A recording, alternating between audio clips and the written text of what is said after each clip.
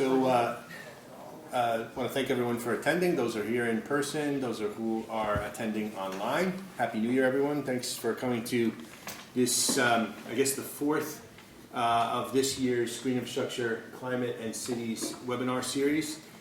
Just for those of you who are tuning in for the first time, I have a little overview presentation and then I'll get out of the way and we'll get our three speakers started. So the purpose of this series is to talk about ways of adapting cities to deal with climate change, and we're talking in very broad terms about the greening of infrastructure. And we have this series which goes through next October. Each month, the presentations are on the first Wednesday of each month at 4 o'clock, and we have different topics, as you can see in this list. So today we're talking about sea level rise, but in general we have 1 to 3 speakers each month. And we do presentations and then some Q&A, which is orchestrated both folks who are here in the room, and we have the ability to answer questions from those of you who are attending online. And all the talks are archived, especially important for the speakers, so you may get feedback later on because people do tend to access these talks afterwards. So today we have 3 esteemed speakers from the region talking about sea level rise, and in order we'll start with Phil Horton, who's a research professor at Stevens Institute in Hoboken, New Jersey. Then we'll go to Jeff Giebert from U.S. Army Corps of Engineers office here in Philadelphia, and then Bill Goldman from the National Institute for Coastal and Harbor Infrastructure, who will give the third talk. And we'll take a few questions after each of the talks, and then have hopefully some time at the end for discussion. So with that introduction, I'd like to introduce or invite Phil Horton to come up, and I'll switch over the slides.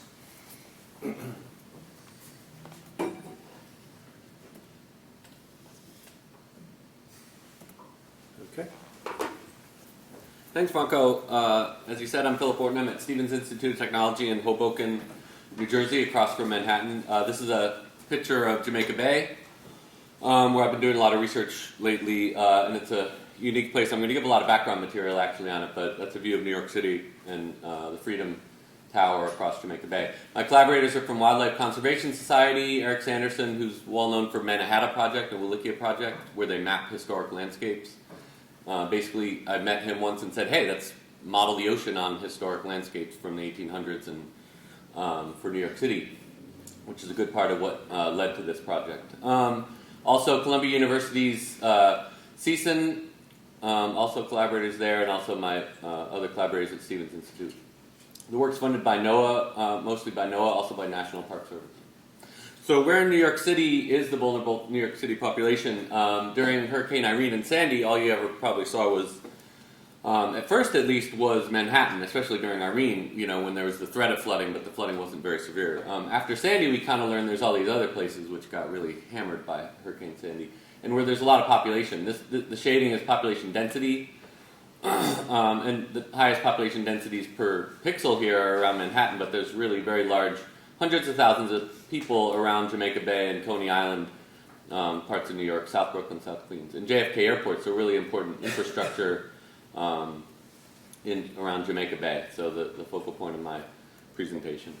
And so for Jamaica Bay, the most recent news this past fall is that the Corps of Engineers, first New York City proposed this storm surge barrier system and levee system for protecting the population around Jamaica Bay. And now the Corps of Engineers has taken it one step further to where they actually have a much more detailed plan and report that went out for public comment. The funding isn't in place for it yet, but it could happen quickly, you know, with this push to build infrastructure that may come out of the next presidency. So there is a plan for Jamaica Bay to have a storm surge barrier and levee system. The new plan from the Corps is at this section by Floyd Bennett Field. So this has all moved forward pretty rapidly after Sandy, right from the start with the Bloomberg administration, and now moving forward to the new administration and the Corps of Engineers. So, but when I've always looked at Jamaica Bay, I thought, well, this is the one part of New York City where it's not necessarily all deep water right next to the population, you know, for shipping purposes.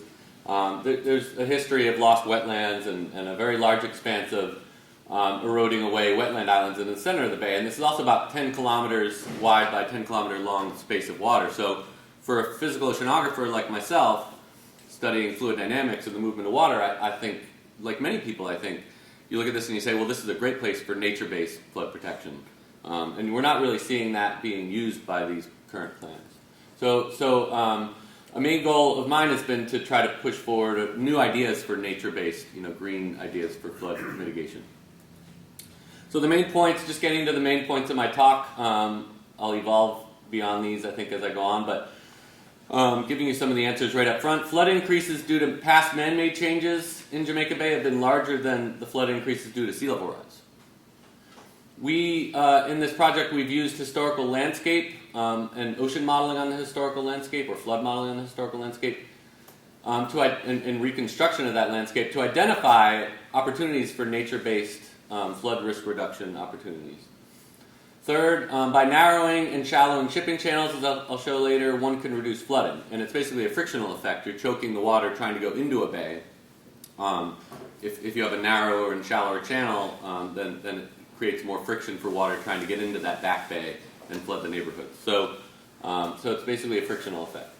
And then lastly, retirement of relatively unused, kind of thinking more broadly than Jamaica Bay, retirement of relatively unused shipping channels could be a cost-effective method for offsetting sea level rise effects on floods, at least for several coming decades. And I'll show that through my presentation. So here's some, about 5 more slides of background on Jamaica Bay. It's a very urbanized estuary, and I think that fits in with today's topic, or with the seminar series' topic. So why did Jamaica Bay neighborhoods flood so often? The neighborhoods are in these surrounding areas around the bay, including JFK. For one thing, obviously, sea level rise, and I'm going to go between English units and metric because we interact so much with the community that a lot of this work is being presented in English units. So sea level rise of 1.2 feet since 1880. Tide and flood amplification, what's shown here is the shading of the water level for a typical monthly high tide, so like a spring, the highest tide of the month, in feet above common datum, near mean sea level, it's NAVD 88 datum.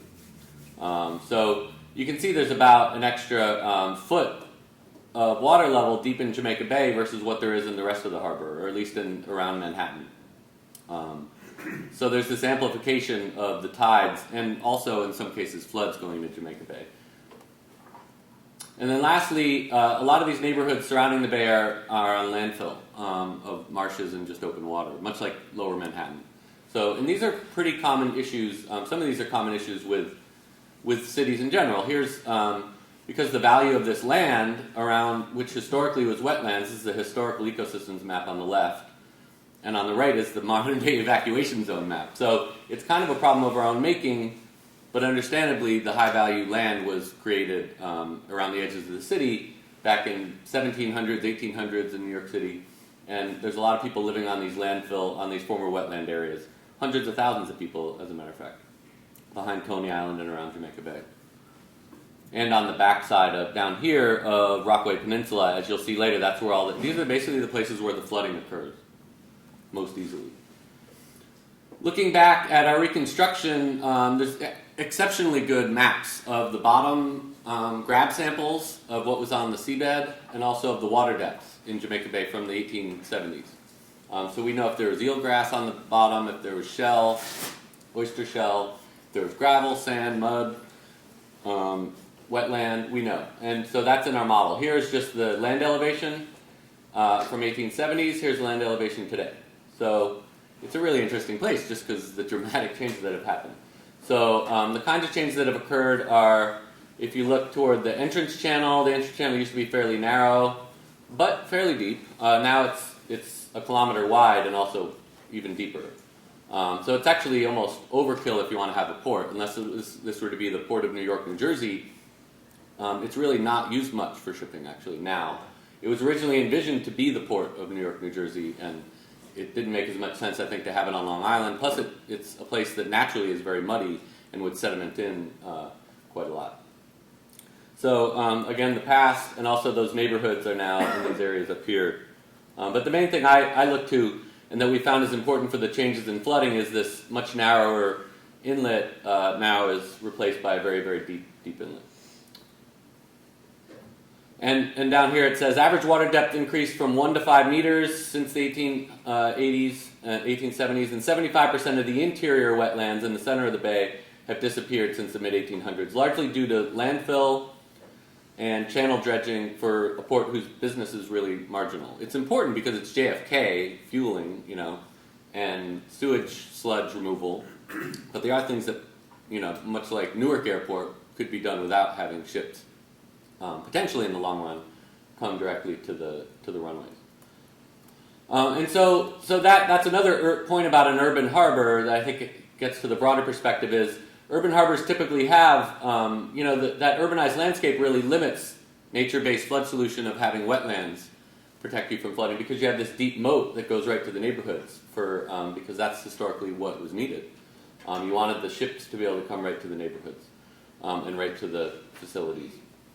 And we did show, we did show in a paper published in 2015, referenced at the bottom, that if you restore the whole wetland footprint in the center of the bay, a lot of this area in the center of the bay doesn't have wetlands anymore, it's just shallow. If you restore all those wetlands and the substrate up to what its elevation was in the 1800s, because of these deep water channels convey the water very rapidly straight to the neighborhoods, the restoration of wetlands in the center of the bay really doesn't reduce flooding at all. It can reduce wave heights because you have, you're breaking waves in the middle of the bay, and that can be helpful, but it doesn't reduce flood heights at all. And so that was an important finding. So I think that's probably a common factor with most urbanized estuaries. People are living right on the waterfront on former wetlands if they existed, and you also have deep water in many cases in an urbanized estuary nearby to people. So these broader issues are nature-based solutions. For coastal risk reduction, the urban challenges are that there's low-lying neighborhoods on reclaimed land, there's deep shipping channels and ports within meters of the population, and also the last one, which I'll come back to later actually at the end of my presentation, is there's also can be a lot of resistance to change. If people don't want their lifestyles changed or new things to happen in their neighborhoods, it's very important to interact with the population and the people involved. And that's something we've done in a lot of our work. And I'll come back to that later. So the goals of this research, sort of my broader minded goals are, in terms of safety and sustainability, to provide nature mimicking alternatives to the surge barrier plans that I knew were coming for the past 4 years. Options that have no design height, they have no failure height, design height. If you make it for the 100-year flood, in New York City, the 1,000-year flood's about 3 feet higher than that. So what if you get your 1,000-year? Your 200-year flood's about a foot higher than the 100-year flood. So you have catastrophic flooding, and that's not necessarily the way that's because we have hurricanes, and these hurricanes can give you the big surprise flood that's much higher. If you get a Category 2 instead of a Category 1 hurricane, you overtop all your defenses. So designing for a 50 or 100-year design height, which is often what the Corps does, might be a dangerous thing, so I put that out there as a reason to look to nature-based solutions. We don't want flood reflection. If you have a surge barrier, you do get some flood reflection, and you may have increased erosion at Coney Island if you're protecting Jamaica Bay with a surge barrier. And also, there is a concern, which I think is a realistic concern, the way politics are, if you protect everyone with a surge barrier system in a neighborhood that's basically mainly former wetlands, you're going to induce development in that neighborhood because everyone's protected. And that's well established to happen in places like New Orleans. It happened after a hurricane back in the 1960s when they raised up their levee system. And then we know the story with New Orleans, with Katrina. Flood reflection. Flood reflection is, the common question when you say, I'm going to put up a levee or a surge barrier, where does all that water go? And so with Jamaica Bay, it's a real interesting question because it's a very large basin. And if you draw a barrier across here, then you're preventing a very large quantity of water from going into that bay. The reflection actually at Jamaica Bay isn't very bad, and we can model this sort of thing. We can put a barrier in the model. And around Coney Island, though, it's about a half a foot extra in a 100-year flood. It's an extra half a foot of flood level. So, which isn't huge, it's because it's right next to the open ocean. In a system like the Mississippi, when you have levees, that water has to go somewhere else, and so it's a lot more difficult of a problem in an enclosed system. Fortunately here, Jamaica Bay is right next to the open ocean. But that's the topic and the concern. Okay, and then in terms of sustainability, to provide adaptation options that have broader ecosystem benefits, also to find natural systems that could be self-sustaining in the long run, instead of engineered systems that will need to be reconstructed as sea level rise accelerates. in the long run, and that's a real serious concern, I think.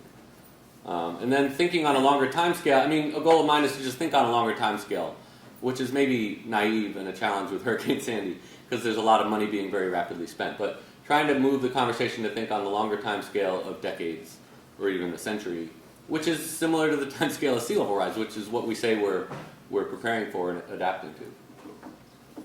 So now I'm going to move on and talk a bit about the methods, the flood modeling that I use, some background on that. I use probabilistic flood risk assessment, like a hazard assessment approach, an extreme value analysis type approach, but using the model results as validated by historical storms and observations.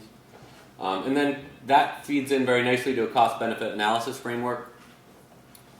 And then lastly, we create with this work, we're feeding it all into a website, a flood mapper.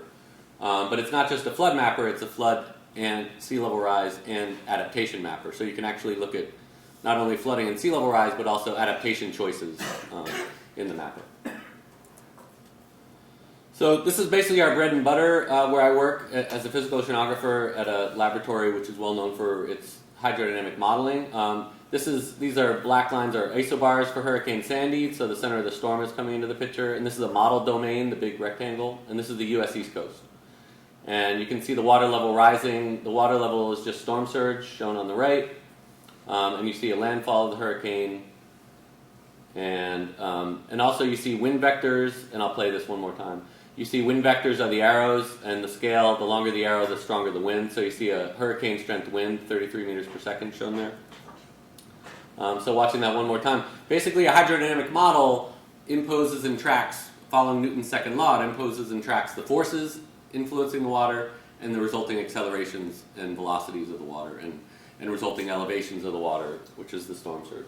So you see the water levels rising up under the low atmospheric pressure under the center of the storm. You see Earth's rotation came into play. The water was blowing alongshore, but it actually moves to the right onshore. So the Coriolis force is in there to account for Earth's rotation. So all these force balances are in there, and conservation of mass are in there. So that's our bread and butter.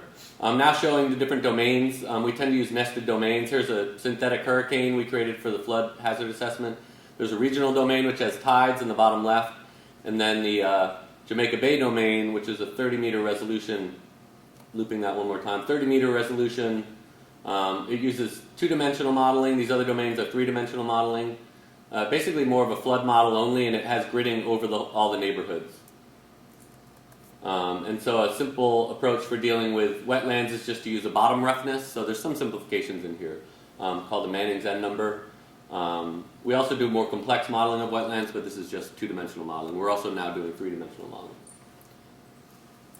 So that's the perspective. So the first animation I showed you was just storm surge, but those other two domains that are nested inside their smaller and smaller scale have tides and storm surge. So it includes all the processes that dominate flooding from wind and storm surge and tide. So then the other tool that I have, which we just published in Journal of Geophysical Research, is a flood hazard assessment. So looking back at history, so the way this is done, basically the goal is to define what a 10-year flood is, what a 100-year flood is, etc., what a 1,000-year flood is. And each one of these, if you flip it around, a 100-year flood's a 1% chance per year flood. So it's a probability. So it's a probabilistic assessment. And the way this is done is to look back at history, track in this case there's extratropical cold season storms are shown in black, and these are flood heights on the y-axis, and just different years of different storms on the x-axis. The winter storms don't have any big surprises, but it's the Hurricane Sandys, and these storms from the 1800s are hurricanes, they're tropical cyclones, and that's where the biggest events in the New York City area come from, those big surprise events. So we want to we create a climatology of both types of storms.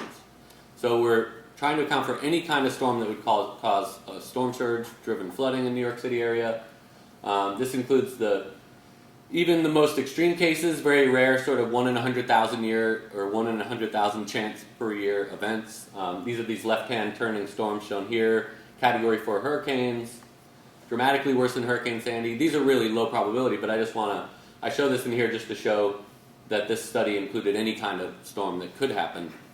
We use synthetic hurricanes so that we can account for these things that never occurred, instead of just looking at historical hurricanes, which are very rare, as shown on the left plot. Over 200 or 300 years, there's only been 3 Sandy-level floods, or even remotely close to Sandy. So we want to account for what could happen at a much lower probability than in these more rare events. And then lastly, the end result, you come up with a plot of return period on the x-axis versus storm tide for your cool season storms, your winter storms, your hurricanes, with validation points on the map, so a lot of validation in here. And then merging those probabilities, you get one curve shown with the black line that goes up to be dashed red here. And that's the probability of flooding from either type of storm, and the return, well, it's the return periods and the flood heights for flooding from either type of storm. So this is the basis for this is a flood hazard assessment, and it's the basis for doing a real quantitative analysis of flood mitigation, of flood risk reduction efforts. And so it's a very comprehensive approach for dealing with this. One result from this work was that Hurricane Sandy, we estimate to be about a 260-year flood. Okay, and now showing the flood mapper. So the flood mapper, where all these results are getting posted for Jamaica Bay, has these different options of landscape, sea level, and storm tide. So like I said, the innovation here is it's a flood mapper that also lets you choose your landscape. And it's a limited pre-computed set of landscapes. We have to do all this computer modeling, which took 6 months and 300 CPUs. And so it's not, it's a very, it's prepackaged, and it's not something you can manipulate yourself, and you can only choose from these choices. There's also the historic landscapes of 1877. You can look at the flooding, how it would have been on 1877, and even back to Henry Hudson's time, 1609. So the different landscape options. And New York City Panel on Climate Change, CC Run, who organized this seminar series, estimates of sea level rise go into that mapper. So now on to my results. I'll talk about the influence of sea level rise on the flood zones, the impact of historical changes since the 1800s, and lastly I'll present novel nature-based approaches for mitigating floods based on what we've learned. And under that I'll talk about the impacts on flooding of those flood reduction efforts, and also I'll briefly show a simple benefit cost analysis for the flood mitigation approaches. So here is a map of the 10-year flood on the 2016 sea level, and now with sea level rise. So what you're seeing is an increase from 0 to 1 foot depth flooding on Rockaway Peninsula. So this is a very populated area that's got about 10 square kilometers of flooding during a 10-year flood. So every year there's a 10% chance of having this bad of a flood. It's not deep, but it's impacting something like 50,000 people. And then with the sea level rise, it becomes 2 to 3 feet deep. So it's just a different hue. It actually doesn't spread. This is basically mainly impacting these former wetland areas that have been landfilled. And they never landfill them higher than they need to be above the tide. So if you have a bad storm, you get flooded.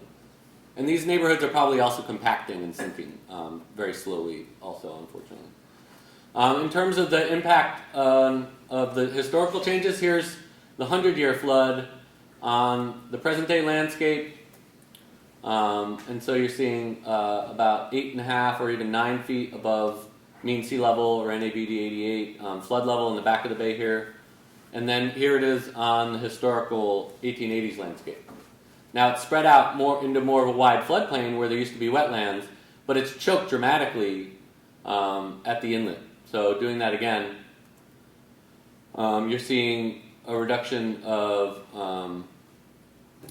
in the 100-year flood you're seeing an increase in the 100-year flood of about 44 centimeters in the back of the bay from here to there.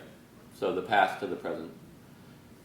So a very large increase in flooding, and it's due to this amplification that occurs going into the bay, which may be due to this sort of cone-shaped entrance area, and it's definitely also due to the fact that it's been deepened, that inlet's been deepened dramatically and widened dramatically.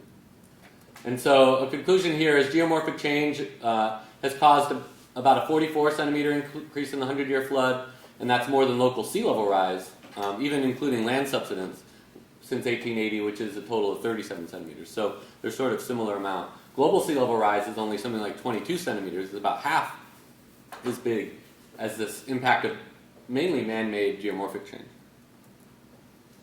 Okay, so from this we learned, the main thing we learned, we actually had a lot of public input and looked at a lot of different ideas I won't speak to now for reducing flooding in the bay. But in the end we came to the fact that anything you do within the bay doesn't really help much. Once the water's in the bay, it finds its way to the neighborhoods. But if you can choke the water coming into the bay, then that helps a lot. So one scenario we created, and this is all kind of very geometric and simplistic. It's not final designs or proposals, but and I'll come back to what the current status is of these ideas and where they're going. But there's a dramatic narrowing of the inlet, about 50 or 60%. These maroon areas could be green shorelines, they could be stone, they could be sand. It obviously would be challenging. This one over here could be a sand engine, just a pile of sand, or it could be a reef just bordering this shape. That's what one of the local stakeholders had the idea, that you could have a living kind of reef or intertidal reef, man-made of course. And then you're also shallowing any area in the bay that's deeper than 7 meters deep, 6.8 meters deep to be exact. So this scenario actually doesn't undo the shipping channels. It just makes them as shallow as the federal shipping channel depth has been permitted. So they'll still be deep enough for shipping.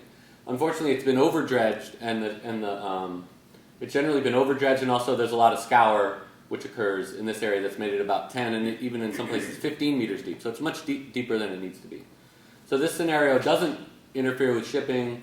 It tries to mimic, put things back into something that might be a little more of the historical inlet shape and depth.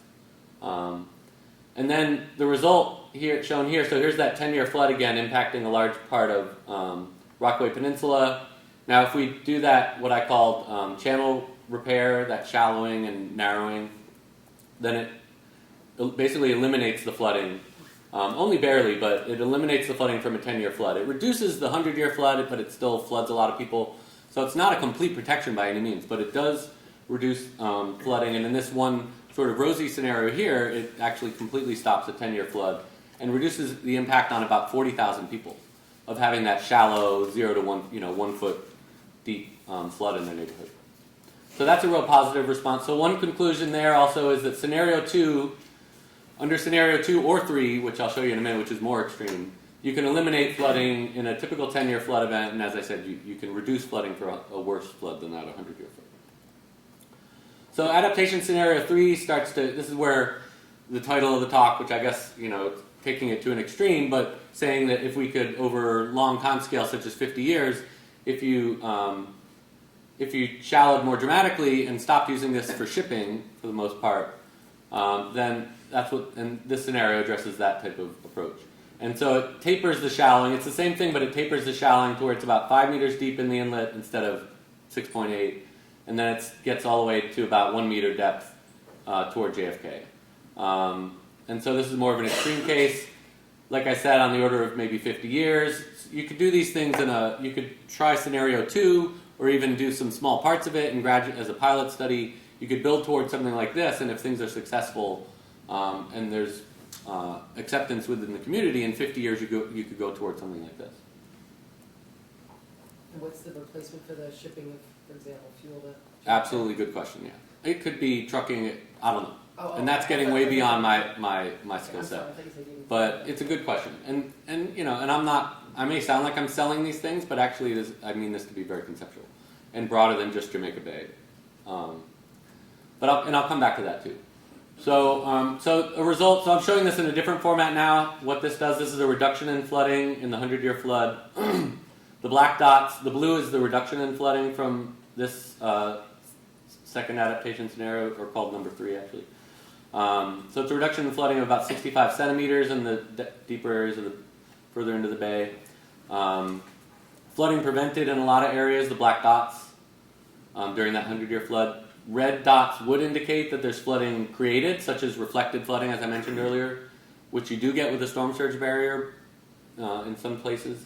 You don't get it with this type of approach. It sort of absorbs the flood, but it doesn't reflect. It doesn't completely block it.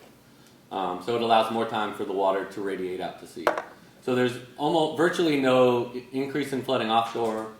There's a 41 centimeter reduction in the 10-year flood. There's no reflection, as I mentioned. And last point, this reduction in the 100-year flood of 65 centimeters is equivalent to approximately 70 years as a central estimate of sea level rise. And at 90% confidence, anywhere from 45 to 140 years. And that's just the confidence in the sea level rise estimate. So that's mitigating sea level rise, basically, through manipulation of the morphology of the estuary. And so one other thing on the website is there's animations. There's a play button on the Adapt Map website, so you can actually see it's another innovation to the flood mapper. And also there's the benefit cost analysis link. The benefit cost analysis, I'll admit that we didn't have a lot of funding for it. We were encouraged to do it, and we did a good job, but it's simplistic. And so the methods, we use FEMA's HAZAS for buildings and their contents. We scale up those damages based on Irene and Sandy's observed total damage estimates to account for all other kinds of damage, like lost business and shutting down an airport, things like that. We come up with an expected annualized damage and the annualized benefit of the adaptation that we impose versus the control landscape scenario. So we're basically running this whole flood hazard assessment for each of these landscapes and sea level rise scenarios, something like 26 different scenarios. We interpolate over time, so that's somewhat simplistic, to look at sea level rise effect out to 2050s. We apply a discount rate. There's a couple different discount rates that we chose on the right. And then we take the ratio of benefits to costs. A limitation on this work was the costs were only quantified as just pumping sand into the bay, which is obviously it could be more complex than that. So it's the cost of sand. I worked with a dredging company to get an estimate of what they thought it would cost for these very large quantities of sand, which are something like 10 times what's been put on any beaches in the region in the past since Sandy. So it's very large quantities of sand. So that's a potential Achilles heel here, is getting all that sand. There's also no accounting in these. This is all dollar costs, and there's no accounting for other ecosystem benefits other than storm damage reduction. But the preliminary results, if the benefit cost ratio is greater than 1, then the measure is cost effective, and we're getting between 2 and 3 for the that less extreme scenario, and then between 1.6 and 2 with these uncertainty bounds. Basically, always over 1 though. If they're over 1, then the measure is deemed cost effective. So the outcome of this work, coming to a conclusion in the next couple slides, the outcome of this work, we have a new study looking at ecosystem service valuations for Jamaica Bay for a much broader range of adaptation choices with a lot of community input, but including these sort of ideas also. We're also involved pretty deeply last year and this year in the Jamaica Bay master planning process, or it's actually called Towards a Master Plan, so they're not as firm. They don't want to necessarily say it's going to be the plan, but and under that work, it's similar to what was done for the Louisiana Master Plan, but like I said, not quite as forceful, I think. We're evaluating sea level rise and flood mitigation impacts on flooding, water quality, and also on wetland evolution, how the tides change and how the wetlands evolve with the sea level rise. A big change there is that we're looking at water quality, so we can look at whether or not these big changes to the system and also surge barriers have a negative impact on water quality or a positive impact. And an interesting result in that whole process, maybe not surprising, is that local stakeholders have basically prevented this option. It was allowed to go deep into the process, and a lot of this work was done, but there's only 2 final scenarios that are being looked at, and the local stakeholders really stood up strong and said, you can't shallow channels in our bay. And that's in part because they're worried about polluted sediment, which the state has often tried to stick in Jamaica Bay from channel dredging in the port, which makes you can definitely sympathize with them. And also because of concern that a lot of people fish for striped bass, and the striped bass really like the deep water. So the conclusion there is an important aspect. With all urban adaptation, will always be, maybe the most important, will be what the local population wants and what they like and don't like. So the outlook more broadly beyond Jamaica Bay, I think I'll be curious to talk to the other speakers today a little bit about this.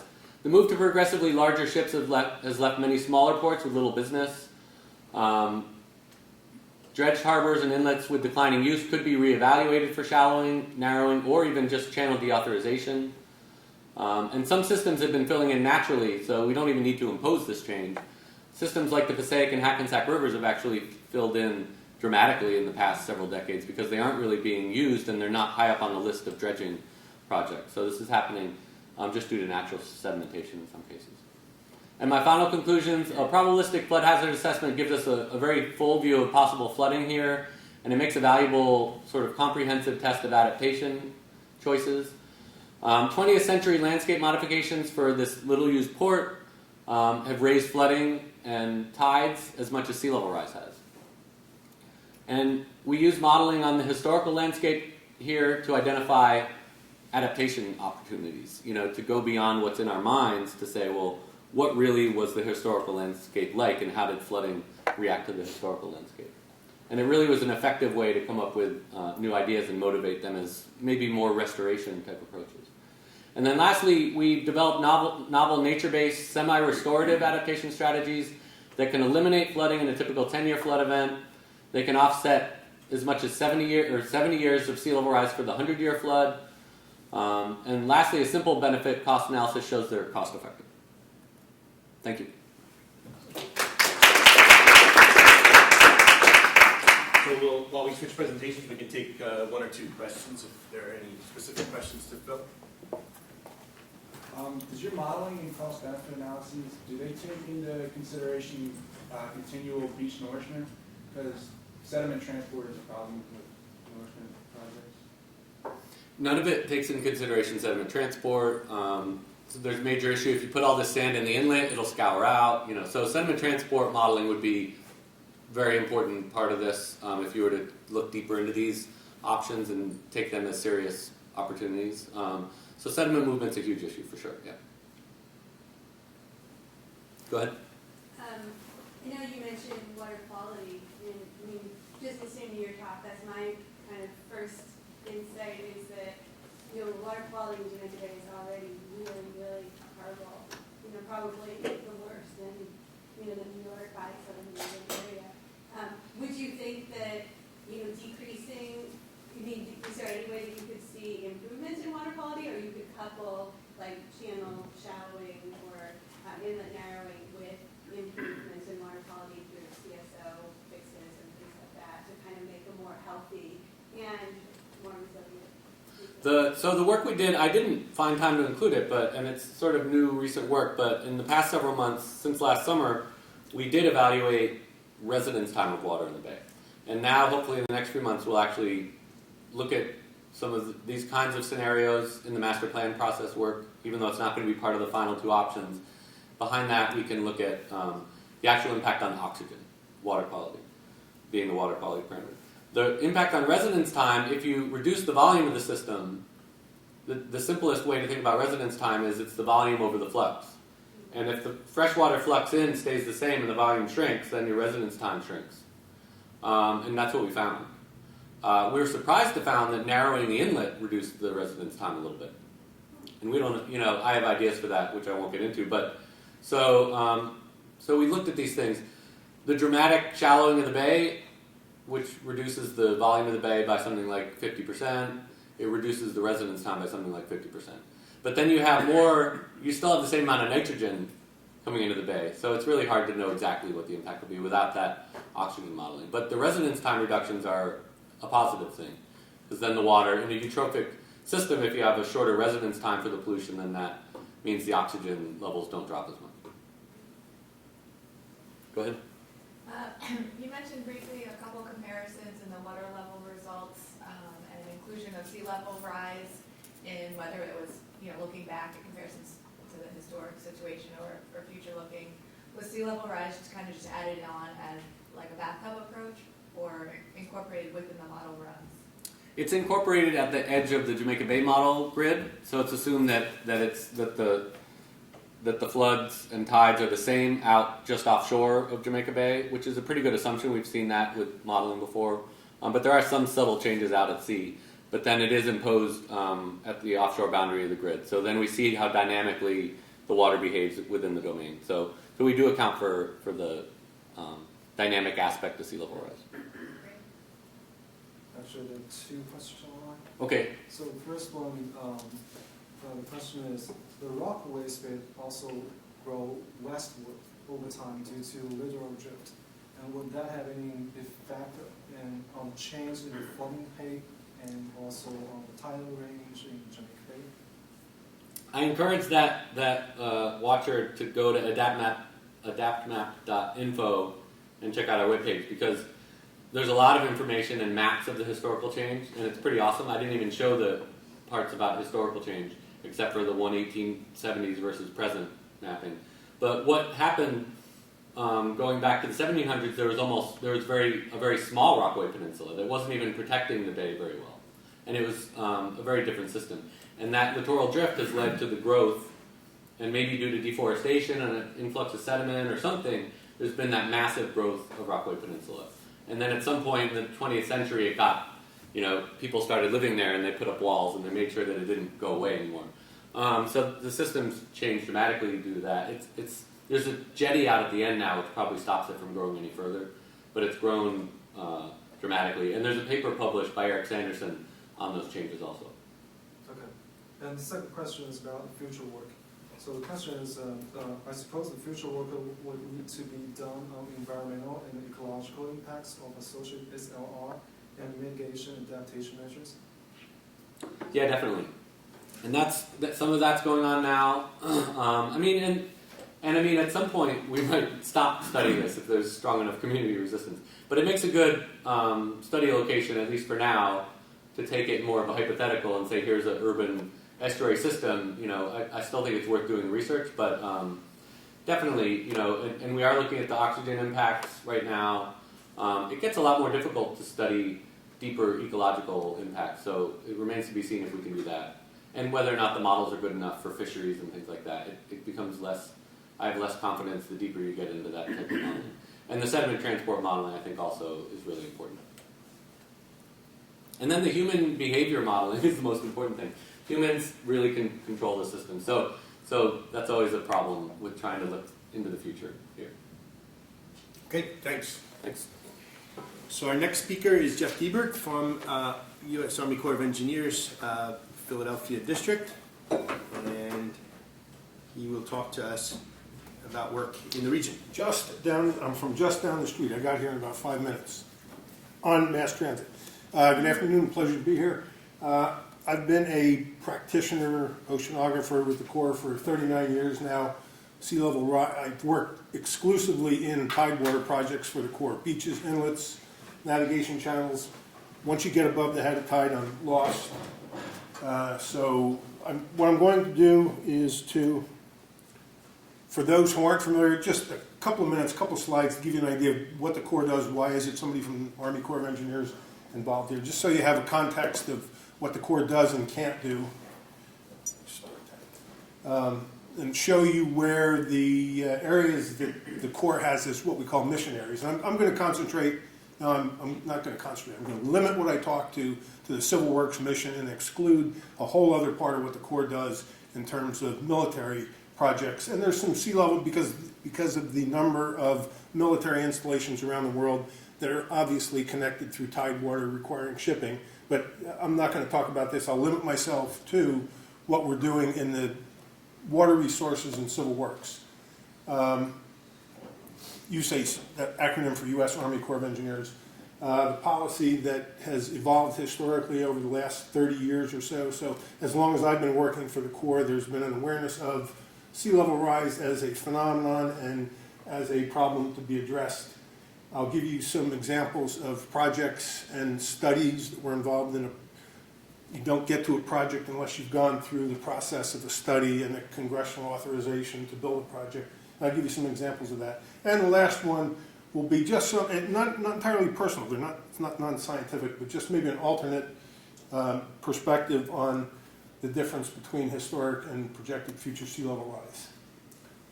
Domestically, the Corps is organized in those 8 big polygons that are divisions, and within that there's 41 districts domestically, and you can see because of the fact that Corps districts are established primarily on watersheds, Philly is one of the smaller districts. However, we are right in the heart of the CC-run area of concern, and we work closely with counterparts within North Atlantic Division who are in New York, or New York District, or New England District that covers New England, and to the south of us, Baltimore and Norfolk. And it's an organization that has, because of the geographic distribution, a number of different 41 districts, 41 organizations similar to the one I work in. We work more closely with those that are more geographically close to where we work, and we work at the project level where we are the part of the Corps of Engineers that deals with projects and problems at the ground level, as opposed to as you go up the organizational chain to our division and headquarters in Washington. They're much more broadly concerned with national policy and procedures. But in terms of individual projects in the local geography, it's the people at the district typically who have the most direct involvement, and that's typical. I've worked in the Wilmington, North Carolina district initially, and I've been in Philly for almost 30 years, or over 30 years. Philadelphia district, don't worry about all the selling points to the public. But the point is, we are organized in yellow here around the river basin, watershed of the Delaware River, plus we pick up some of the coastal plain in New Jersey and Delaware. And the dots on the map, you don't have to worry. We have everything from primarily flood control dams in Pennsylvania, eastern Pennsylvania. There's a lot of super fun work we've done that is, but most of that is above the head of tide. And what I'll talk about the examples of, you deal primarily with head of tides here, Trent. So within the Delaware River, tidewater through the C&D Canal and Delaware Bay and the Atlantic coast of New Jersey and Delaware. I just want to emphasize, Corps of Engineers is a project agency. Unlike a lot of the other federal agencies like EPA and NOAA and USGS, we're not considered, doesn't mean that you can't be a quote-unquote scientist, but USACE isn't typically not considered a science agency doing research, and we're a project agency. We're also not a grant agency, so we don't get money from Congress and accept. We're just not in the grant business, simply because the Corps wasn't set up that way. It started as a military engineer supporting the Revolutionary War Army. There's a punch list of the principal, not the exclusive, but the principal civil works mission areas. We do coastal storm damage. I've listed them in order of, let me hit the second key there. Climate change has the potential to affect all of those mission areas, but since this is the topic today, sea level rise, I've emphasized the first three: coastal storm damage reduction. The shorthand for that is the beach fill projects we do in New Jersey and Delaware. Navigation is, of course, what Phil talked a lot about that, the navigation channels in New York City and adjacent. That's a big mission we have. Ecosystem restoration is a relatively new and growing mission area. Flood damage reduction and regulatory, I put that in sort of a mix between the black and red only because much of the flood damage reduction in terms of flood protection, flood mitigation is upstream and ahead of tide.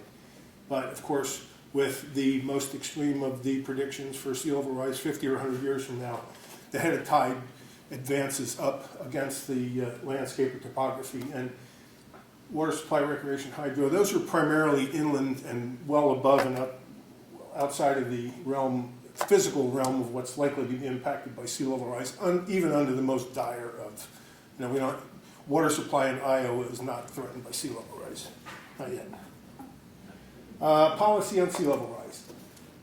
Like I said, I've worked for the Corps since before 1983, but 1983 is kind of a benchmark because that was about when EPA and Jim Titus in particular, a good Jersey boy who's made good, he and a team from EPA and some other agencies started to promote the awareness of historic sea level rise and the projection of that into the future, both in the an extrapolation of the historic sea level rise linear, as well as the potential for climate-affected, climate-induced, accelerated sea level rise with a warming Earth. So they started that as long ago as roughly '83. They started the work before that. This was one of several landmark papers. I'll say landmark, notable papers, simply because it was one of the first clear expositions of here's what we view the problem and how it may get worse in the future. And they principally identified, not surprisingly, coastal erosion, inundation, obviously sea level rises, whether it's a particular average tide or spring tide or storm. Inundation's worse the higher sea level starts out. And salinity intrusion, both through groundwater as well as into estuaries, where it modifies the salinity of the estuary. So that's one. a very good landmark, another very good landmark paper that's played a role in, paper report rather, that has played a role in establishing core policy and how do you respond to sea level changes. This 1987, keep in mind that's 30 years ago. I remember when it came out, and the 4 stars there are, I had to check on a couple of them. Actually, 4 people who were a very esteemed panel of coastal scientists and engineers who were involved in putting this report together. It's available online if anybody needs it. I remember at the time I bought and still have the hard copy version of it, but of course it's more convenient to have it digitally. But 1987 marked not necessarily the first, but a landmark. And what they did uniquely was to say, starting from the time frame of the work they were doing in the mid-'80s, excuse me, they projected out to 2100 and said, we don't know what's likely to happen, but let's just take hypothetical sea level rises by 2100 of 0.5, 1, and 1.5 meters, and evaluate those. And that's what this report does. So this formed the basis in an informal way of the the policies that the Corps used in designing projects for the future as well as operating projects in the present. I have 2 slides here with probably too many words. I'll just point you to these are from the conclusions of the NRC report, the 1987 report. Economics will be the final arbiter in deciding whether or not to retreat. Phil mentioned public opinion in Jamaica Bay, and of course, the 2 of those go hand in hand. New Jersey back bays, and I'll get to a slide that briefly. There's lots of areas in the back bays of New Jersey, not on the open coast, but in the back bays, similar to what Phil was describing inside of Jamaica Bay, where you have low-lying, low-slope topography, developments that went in, you could argue unwisely, but I didn't do it. Somebody, those decisions were made, in the 40s and 50s and 60s to dredge wetlands and take the fill that was dredged, construct bulkheads, pump the fill in to create new, call it land, but lowland. So there's a real problem in the future with those, and I'll talk about a little bit more about that in a minute. The point is that one of the major points they made is the importance of economics that play into the decisions, is how much it costs to mitigate against sea level rise. On the ocean coast, that was decision's been made a couple decades ago that because of the density and the call it the wealth along the coast and the amount that the role that in densely developed New York, New Jersey, Delaware, Ocean City, Maryland, the role that plays in the economies, the coastal economy and the overall state economies. The states have made the decision because states have to cost share with us on any work we do. The Beach Full program, I'll show you a slide in a minute, in New Jersey as a result, in New Jersey and Delaware as a result of not just the federal government dictating it's being done, but saying Corps recommends we do this, and it requires a non-federal sponsor, and they choose whether to participate or not. Without the non-federal sponsor funds and participation, the project doesn't happen. The last 2-wordy slide from the NRC report is the first line. To me, that's very important. Prognosis for sea level rise should not be a cause for alarm or complacency. It's something that has happened. It will happen in the future. Even the most dire of the exponentially increasing sea level doesn't mean that tomorrow or a week from now or a month from now, you'll be able to go out and see it. The impacts of it take time, and the last slide or 2 I'll show you what that involves. And the final sentence, long-term planning should explicitly consider in their recommendation the probability of increased rates. In other words, an accelerating, which is why they had those 3 curves, the 0.5 meter, 1 meter, and 1.5 meter rises by 2100. The Corps, Army Corps of Engineers, and again I'm speaking of the Corps organized from the top down, from the headquarters in Washington. Not surprisingly, there's much more involvement between headquarters people with headquarters people of the other agencies, the science agencies. One on the left was organized, that report, I think that's from 2009, that was, I think EPA had to focus on that, USGS, but the Corps castle that occasionally you'll see peeking out in the lower right hand corner there, that I'm obligated to use the corporate slide. Anyway, There's a significant role that the Corps, primarily at the headquarters level, but everything that's decided at the headquarters trickles down to the, eventually gets to the district level as policy guidance that we have an obligation, if it's policy guidance, an obligation to follow, and if it's information, something short of an obligation, but the responsibility to be aware of. So there's an extensive program that the Corps has had, particularly in the last 2 decades, in working with other agencies. That's just a couple of examples. After the NRC report, 1987, with those 10 or 12 authors,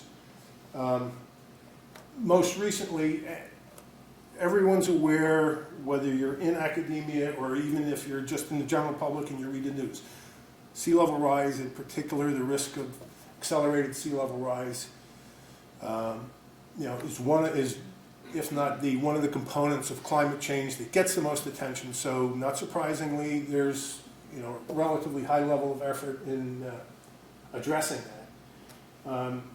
Core guidance comes from headquarters, gets implemented at the district level.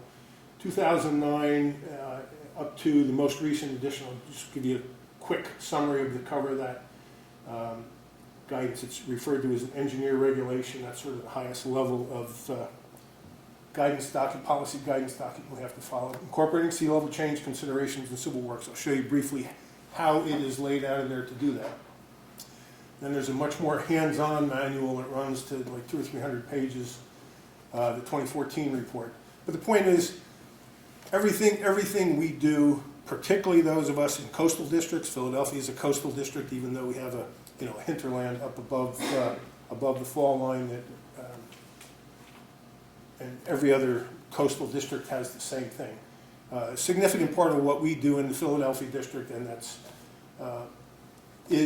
falls within the domain of where you need to be aware of, consider sea level rise, and including the variety of alternate futures that may happen.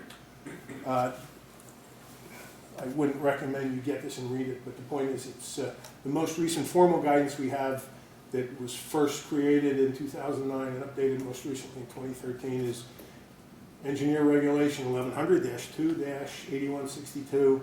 If I was a better bureaucrat, I wouldn't have to look at the slide. I could just tell you what the number is, but I have to look. Incorporating sea level change in civil works program. It's not that long or involved, but basically the conclusion is for both studies are those investigations we do looking to fix problems that presently exist but don't have a fix yet, as well as projects. Projects are the Delaware River Main Shipping Channel or the Ocean City Beachfront. Those are examples of projects. The jetties at Bourne Inlet.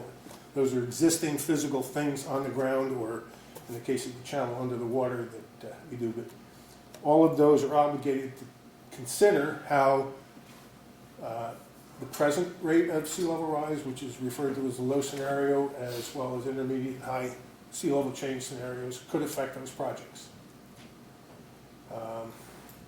This is just a couple examples of more recent internal, these are strictly, rather than interagency reports, these are guidance that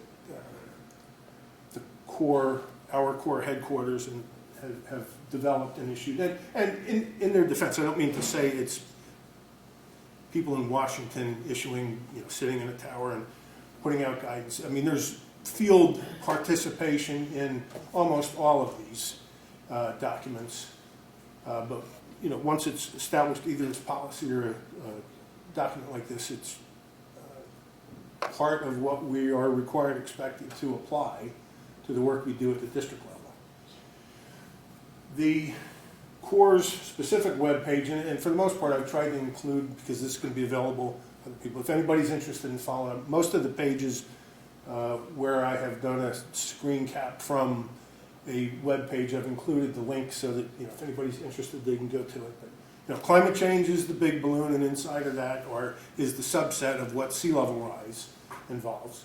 And as I said, because Philadelphia district is largely a coastal district, I'm going to guess that 85% or so of the project dedicated dollars we get every year come for projects that are in or adjacent to tidewater and not above the head of tide. mean, it takes money to operate dams, but it doesn't take a significant continuing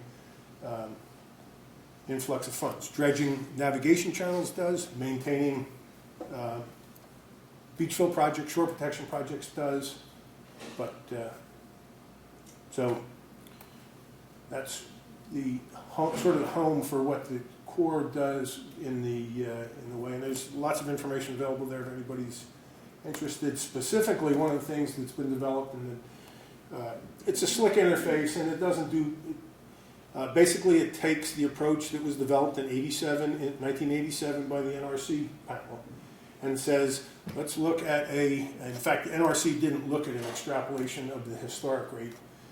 This sea level rise calculator allows you to go to, and I just highlighted it's a little bit larger than the CC Run area, but the Mid-Atlantic up to southern New England. And you can pick long-term NOAA gauges and apply what have been accepted and adopted as core guidance, the various parameters that create the exponential curve. And you can look at scenarios, and I'll show you some examples in a second.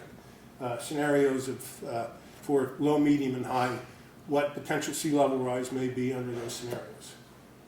So it's a slick interface, but there's no particular higher probability associated with any one of them. They're more for scenario planning.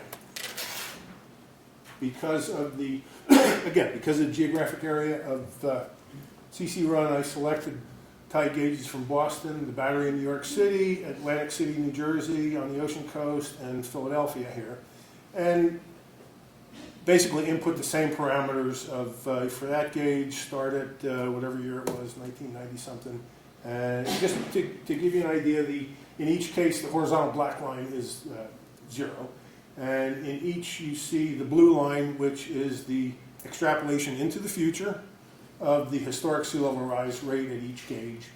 And it simply displays the range and divergence of the 3 core scenarios, or blue, green, and red. And then that gives you the option to turn on the NOAA intermediate and the NOAA high. Simply to give you an idea of just how many. Nice thing about an exponential equation is you can go ridiculously far into the future, and it starts to go way up, and it may or may not make a lot of sense, or may not happen. But the point is, this gives you an idea of some of the tools we have available. Let me give you some examples of projects. I talked about navigation. Phil talked about navigation. Each of those triangles on there represents an authorized federal navigation project. The principal one we operate is and actively operate is the main shipping channel that comes. Ships can come from the ocean, make that 100-mile path up the blue line in the center of the estuary to Philadelphia, and there's actually a smaller navigation project that goes all the way up to head of tide in Trenton. And then a lot of those other triangles, Tom's River, Tuckerton Creek, a couple of them in Delaware, those fall into the case of projects that were authorized probably in the 1800s, mostly in the late 1800s and early 1900s, when shallow waterborne commerce was more important because you didn't have a railroad and road distribution network. So at the time they were authorized, they made sense. They've since, even if they haven't been deauthorized, mostly they've become and reverted to, they've shoaled in for the most part. So most of them naturally over time have reverted to, rather than having artificial deep dredge cut, reverted to a situation where you still have a project on the books as authorized, but there's no money, no funding from Congress to do any maintenance. So it looks more like it did 50 or 100 years ago. Some work we did in 2010 in connection with the efforts to evaluate what was at the time. 2010 was the sort of the tail end of the work we did prior to the start of deepening the main channel. Was 3D salinity modeling of, you can see the ocean, Delaware estuary, the tidal river up to Trenton, and the connection through C&D Canal, Chesapeake Bay. Basically, and I only picked the worst example. We looked at really 2 basic scenarios. One was the channel deepening alone, going from the previously existing 40-foot project to 45. What happens to salinity distribution? I'm limiting it here. We looked at other scenarios. Just to the recurrence of the drought record from 64 and 65, because there was no documented, no recorded case prior to or since that's had the same persistent low flow conditions, salinity intrusion into the estuary. So we said, all right, that's the drought record for, excuse me, Delaware River. What we looked at was, all right, what happens if you deepen the channel 45 feet and no sea level rise? And then this is one of the other scenarios we looked at that has both the channel deepened to 45 feet and the the 3 feet of sea level rise, which that plot in the lower left-hand corner. It goes to show you, River Mile 110 is the Torresdale, I think it's called the Baxter Water Treatment Plant. But City of Philadelphia gets its water out of the river there. Directly across the river, New Jersey American Water withdraws fresh water for drinking water, urban drinking water supply on the Jersey side. So it shows you that sea level rise has the potential, and we looked at increments of 1 foot. We used American units. Looked at the impacts under this of, when during these various periods you get to potentially hazardous conditions from the perspective of salt and water quality. Our sort of the bread and butter that's in terms of projects for funding we've got for the last 20 years, going back actually more than 20 years, 1990 in Cape May, have been beach fill projects. If you go to the beach, it's going to get harder and harder to go to a beach where there isn't a beach fill project that's been constructed. If you go to New Jersey with NJDEP, if you go to Delaware, it's with the Delaware Department of Natural, DENREC, our non-federal cost share partners. I'll show you a slide in a second, but we have 15 active projects in New Jersey that are either completed or will be within the next year or two. Much smaller number and extent within the Bay and River, Delaware River and Bay. In terms of function, a beach fill acts like, I should have put quotes on, acts like a levee in that it's the height and the volume of material in there that separates the ocean, waves, and elevated water during storms, from getting into the land site. We know it works. We know it works only because of the number of projects we looked at right after Sandy in North Jersey and New York, and that was kind of a no-brainer. Good, legitimate question. Hey, does this work? Yes, it works. Second legitimate question, is it cost-effective in a rigorous benefit and cost analysis? Because economics is, to come up with the benefits of what it does, it's a lot more subjective than coming up with costs. Costs are simple, benefits are hard to calculate. But the point is, all of these projects were justified in the first place and continue to get funding for periodic nourishment, replacement of lost sand, through the periodic reassessment of BCR. So, and the important thing to keep in mind, these projects are built for the purpose of storm. They're called coastal storm risk reduction. Coastally, every 2 years the term changes. Coastal storm risk management projects. We used to call them coastal storm damage protection. But the point is, because they create that barrier, replicating what existed naturally, in some cases 50 years ago, most places 100 years ago, except you didn't have the density of development landward of them. It simply replicates a natural system, even if it doesn't look too natural and constant, and requires more or less constant, or at least periodic nourishment. And the other thing is they are inherently adaptive. 20 years down the road, if the project is still viable and you say, oh, look, we've had it for a season. Because we go back periodically and replace fill, adjustment of the height or the design configuration of that is sort of trivial at that point. So for beach fill projects, we don't build some increment of safety anticipating, hey, in 2070, sea level is going to be 1.5 feet, 2 feet higher than it is. We don't build that today. You can wait. Just a map of the New Jersey and Delaware shoreline to give you an idea of the number of projects. Basically, by the time the project is completely program in New Jersey and a separate program in Delaware, once they're entirely built out, at least in the case of New Jersey, and the same thing applies to north of Manasquan Inlet, where that northernmost red line comes in. That's the boundary between Philly to the south and New York District to the north. There's a comparable project in New York too. Essentially, New Jersey will have the first and only ocean coastal shoreline in the country that has a continuous, except for the interruption that tidal inlets cause, a continuous program of projects for shore protection, storm damage reduction. And Delaware's level of development, perhaps to the benefit of Delaware, is less than that in New Jersey, but it'll be a continuous program probably 2 years from now. I talked about project. New Jersey Back Bay study, which just started. If anybody of you, let me go ahead one slide. This was in yesterday's Inquirer. I thought I'd just put a quick screen cap in. You know, even in the Philly Inquirer, more must be done to protect the Jersey Shore from flooding. Beginning in earlier in 2016, we embarked on a study that encompasses the area shown in red. We refer to it as New Jersey Back Bays. Excludes the ocean coast because the ocean coast has a program of projects that's pretty much complete. But we've literally done almost nothing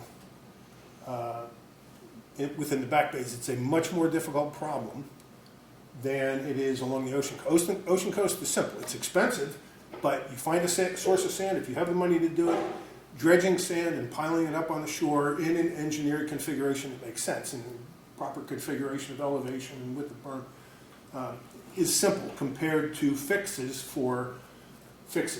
projects, improvements that can reduce the flood potential in the Back Bay. The Back Bay flood problem is primarily storm-induced, ocean storm-induced. It can be a nor'easter, it can be a tropical storm, but when the storm surge comes up in the ocean, it propagates through. There's 11 inlets from Shark River Inlet down to Cape May Inlet, and the water that gets in the Back Bay, rather than the one inlet through by Rockaway from Jamaica Bay, you know, the Back Bay study. And it's a big study, 950 square miles. Within that polygon, there's 670 miles of developed shoreline. Along the ocean coast that we have is only 100 miles. But because of the amount of number of developments that have finger canals and whatnot, that length of developed shoreline that sits at tidewater right now. Bulkheaded shorelines go right out to tidewater. That's part of the attraction why people live there and want to live there, because they want to be on the water, but they're also at some risk. You know, 700,000 people, and so we've just started on this, and a big component of this, particularly with the Corps' last 5 years of emphasis on planning for sea level rise, it will play a big part in the next year or so in figuring out. Right now, we have a few conceptual plans, things like storm surge barriers and internal modifications, but we're a long way from having a recommended plan from that. Okay, I showed you the newspaper clipping, and then this is in Back Bay of in Barnegat, south end of Barnegat Bay. Just an example of one of the mission areas where in ecosystem restoration, where we're doing a little bit more work, but merging it with navigation channels create a problem, and you have to dredge them. Not everywhere, not every year, but you have to dredge them at least occasionally. You have to put the dredged material somewhere. And if you have the opportunity to productively and beneficially use it in a place like Mordecai Island, which had lost half of its former healthy Spartina marsh that lost half its footprint to erosion area due to erosion, we can go in there. So this is just one small example. It's a big example within a small program that presumably will expand over the next couple of years. Now let me get to this one, because having been in coastal, working with coastal projects for a long time, I think too many people are unaware of, don't care, or don't know about historic sea level rise. This is the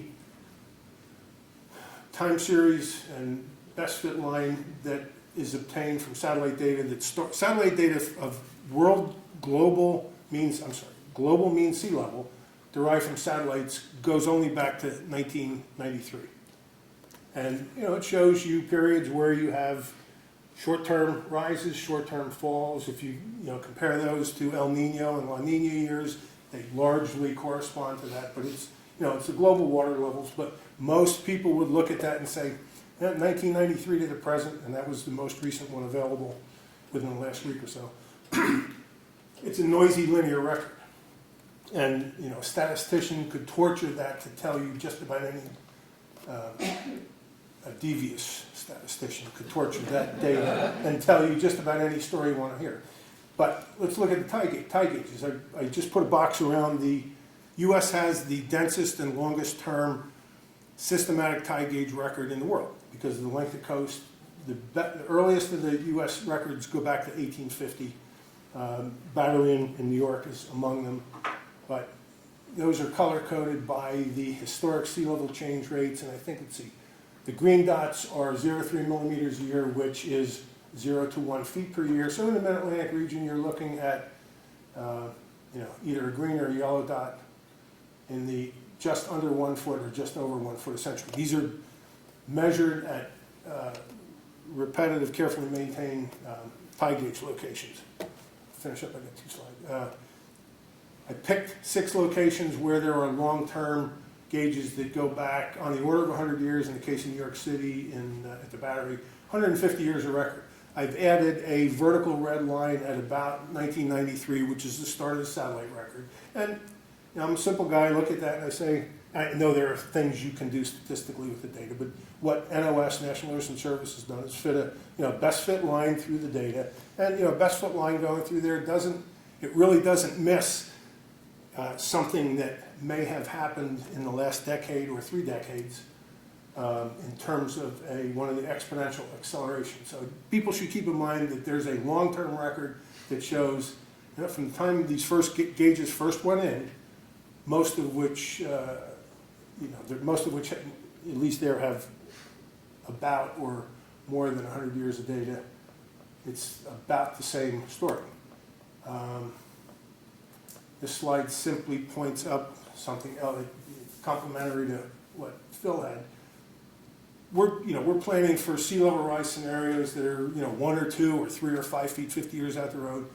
What's hard to plan for, and what I've got here in between those 2 horizontal red bands, for those 4 tide gauges, Battery, New York, Sandy Hook, Lewis, Delaware, there's about 90, this goes back to 1930. So there's 90 years of data. In 90 years, those 4 gauges, the top 10 recorded water levels fell within those 2 bands, either 3 or 5 feet above local mean high or high water. Sandy was a black swan event, something that came out of the blue, had major negative consequences that people weren't really ready for, and you can tell them it's not even close to the worst case of what can happen when you look at hypothetical storms of, Sandy was barely a Category 1 or not a Category 1 when it made landfall in New Jersey. My concluding slide. Sea level rise is important. The Corps has an institutional awareness of that. We do a good job, I think, a diligent job of using the guidance in planning and conducting the projects we have. But there's another thing to keep in mind is that the tide gauge record, I look around the room, I'm thinking, from a statistical standpoint, most of you are going to be here a lot longer than I will. And the thing that gripes me the most about being 65 is, if you go back a couple slides, what's that going to look like in 40 years? I really want to know, but I guess being 65, it's unlikely. So I hope you all pay attention. And remember, I am not saying that will not, most of those noisy linear curves won't accelerate. I never said that. But the point is, you have to keep looking backwards to see, do we really have evidence for it? And the 2 final statements there in red, repeated from the 1987 NRC report. And there's a lot of tough choices out there for people, municipalities that live in and not too far outside of the present mean tide or mean high water line, because of, even if sea level simply continues at the rate it's gone historically. Thanks.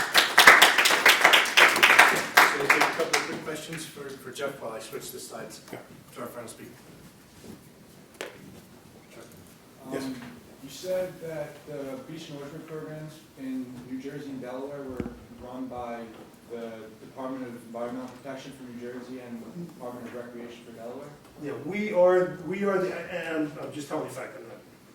The Corps is the responsible agency for the project. The money that comes from Congress comes to us if we have the local sponsor, all the agreements in place. So we cooperate in New Jersey with NJDEP. New Jersey has a $25 million a year shore protection fund. It's dedicated funding. It, from a practical standpoint, can't be touched. Some other budgetary decision can't be made. They have $25 million a year to work with. It's to their advantage to work with us because of the cost sharing. 65 federal, 35, so 35% non-federal. So to do $1 million worth of work, if they did it on their own, they'd pay $1 million. If there's a project in place, if the project's got its federal funding, they only pay 35% of that million. So they, in effect, triple the amount of work they can do by working with us. In Delaware doesn't have a dedicated fund, but neither state in the first project we did was Cape May in 1990, other than some historic ones back in the 60s. But the present generation of projects in New Jersey and Delaware really starts in 1990 in Cape May, 93 in Ocean City. And not once have we been unable to do either initial construction or the required periodic nourishment for lack of the non-federal sponsors, New Jersey's or Delaware's funds in place to do the work. I mean, there have been plenty of instances where Congress hasn't appropriated federal money where work didn't get done or the state went and did some component of it by themselves. But yeah, we work with the two states. But basically, as we do the designs, do the advertisement for the contracts, do the award of the contracts. So the contract is between, I don't want to say monopoly, but there's a very small number of firms out there capable of doing the work. So whatever the 2 or 3 bidders, it's awarded and then administered by us. So how come New Jersey uses the Department of Environmental Protection and Delaware uses the Department of Recreation? It's DNREC, Department of Natural Resources and Environmental Control. Okay, yeah. I thought So, I mean, they're really counterpart agencies in the two states. Anything else? This is a little different from the massive flooding that's been talked about, but what are the implications of sea level rise for, say in Philadelphia, for our water table? And what does that mean for just year in, year out basement flooding every time there's a minor storm with maybe 3 inches of rain or something? Yeah, sea level rise, enough of Philadelphia is, if you look at good topo of Philadelphia, and I brought it but I didn't include it as a slide. There's examples of Category 1 through Category 4 hurricane mapping, which is a good thing to look at because it tells you where the lowest elevation, most susceptible areas are. Yeah. But for the most part, sea level rise in Philly, recognizing that it's been tidal as long as the Delaware River's been there. That's the attraction of having an international city on the water, port city. I'm not aware of, and I haven't given it much thought, but I'm not aware of a lot of risk from normal tidal changes from during twice a day, two tide cycles a day, or some, whether it's a linear increase in the future or an accelerated increase, that there's a lot of neighborhoods where that becomes a problem. It is in extensive areas in the New Jersey Backfields area I talked about. Lots of developments with thousands of homes that were built, again, you could argue inappropriately, in what was former wetlands. They're too low, they're at much more risk. But Philly has the advantage of topography that you don't have to go very far into Philly before you get to the fall line. The dam on the Schuylkill, but I'm sure there are areas, down particularly in South Philly along the tidal portions of the river where there's some risk. But we haven't looked at it, and we don't have any projects per se. We're not actively doing any investigations for potentially projects in the future or have any projects in the ground there. Okay, thanks. So our final speaker for the session is Bill Goldman. And I will get you set up. There you go. Thank you very much. First, I'd like to thank CC Run and Drexel University for inviting me here. My name is Bill Goldman. I'm the Executive Director of the National Institute for Coastal and Harbor Infrastructure, and I'm kind of an outlier here. In fact, some may say I don't even belong at a podium such as this, here in Philadelphia particularly. That's because I'm a New England Patriots fan, a Red Sox fan, and my dog is named Fenway. So, no, it's because I'm not a scientist, I'm not an engineer. My background is somewhat eclectic. I'm a trial attorney. I've been involved in international and national business focused on alternative energy and environmental issues. I've founded 2 environmental nonprofits that have survived for over 30 years. And I've also had an extensive career in government, working from the White House down to City Hall and being an elected state senator in Massachusetts. So I'm the guy that spent most of my life talking to scientists and engineers. And I'm the kind of guy that has to try to translate what I hear from scientists and engineers into public policy. As complex as the engineering gets, as complex as the hydrodynamics of a situation gets, as complex as the built infrastructure might be, or as complex as the ecology might be, or the social human infrastructure that Phil talked about. By the way, it's hard to follow speakers like Phil and Jeff, and I'm very pleased to be included with them. They both did excellent speeches and presentations here. But the issue is, how do you take what science and engineering is telling us, particularly now that we have actionable data on sea level rise, on climate change, and on the economic impacts of climate change and sea level rise, and translate it into public policy when you have some people that don't believe in science, don't believe in facts, they only believe in what they want to believe in. So it is people like myself that have had the experience in the political arena that have to get down and dirty and try to figure out how do you communicate what's going on, and how do you try to sometimes short circuit the inertia that occurs in the political arena that draws you away from sometimes very compelling scientific and economic conclusions. So my experience in the area of sea level rise began on October 29th, 2012. My wife and I own 2 antique floating lighthouses, one of which has been converted to an operational ship that has a 3,500-mile cruising range and happened to be docked, of all places, in Tribeca, in Manhattan on October 29th, 2012. Well, having taken out a dock in the first hurricane event we were involved in, I decided the best course of action was to leave the dock and just ride out the storm, which we did. But it wasn't until I got back the day after, I was second ship plowed back in the port of New York, that it really struck me what we were talking about with regard to extreme weather such as Superstorm Sandy. New York City is a very interesting demographic.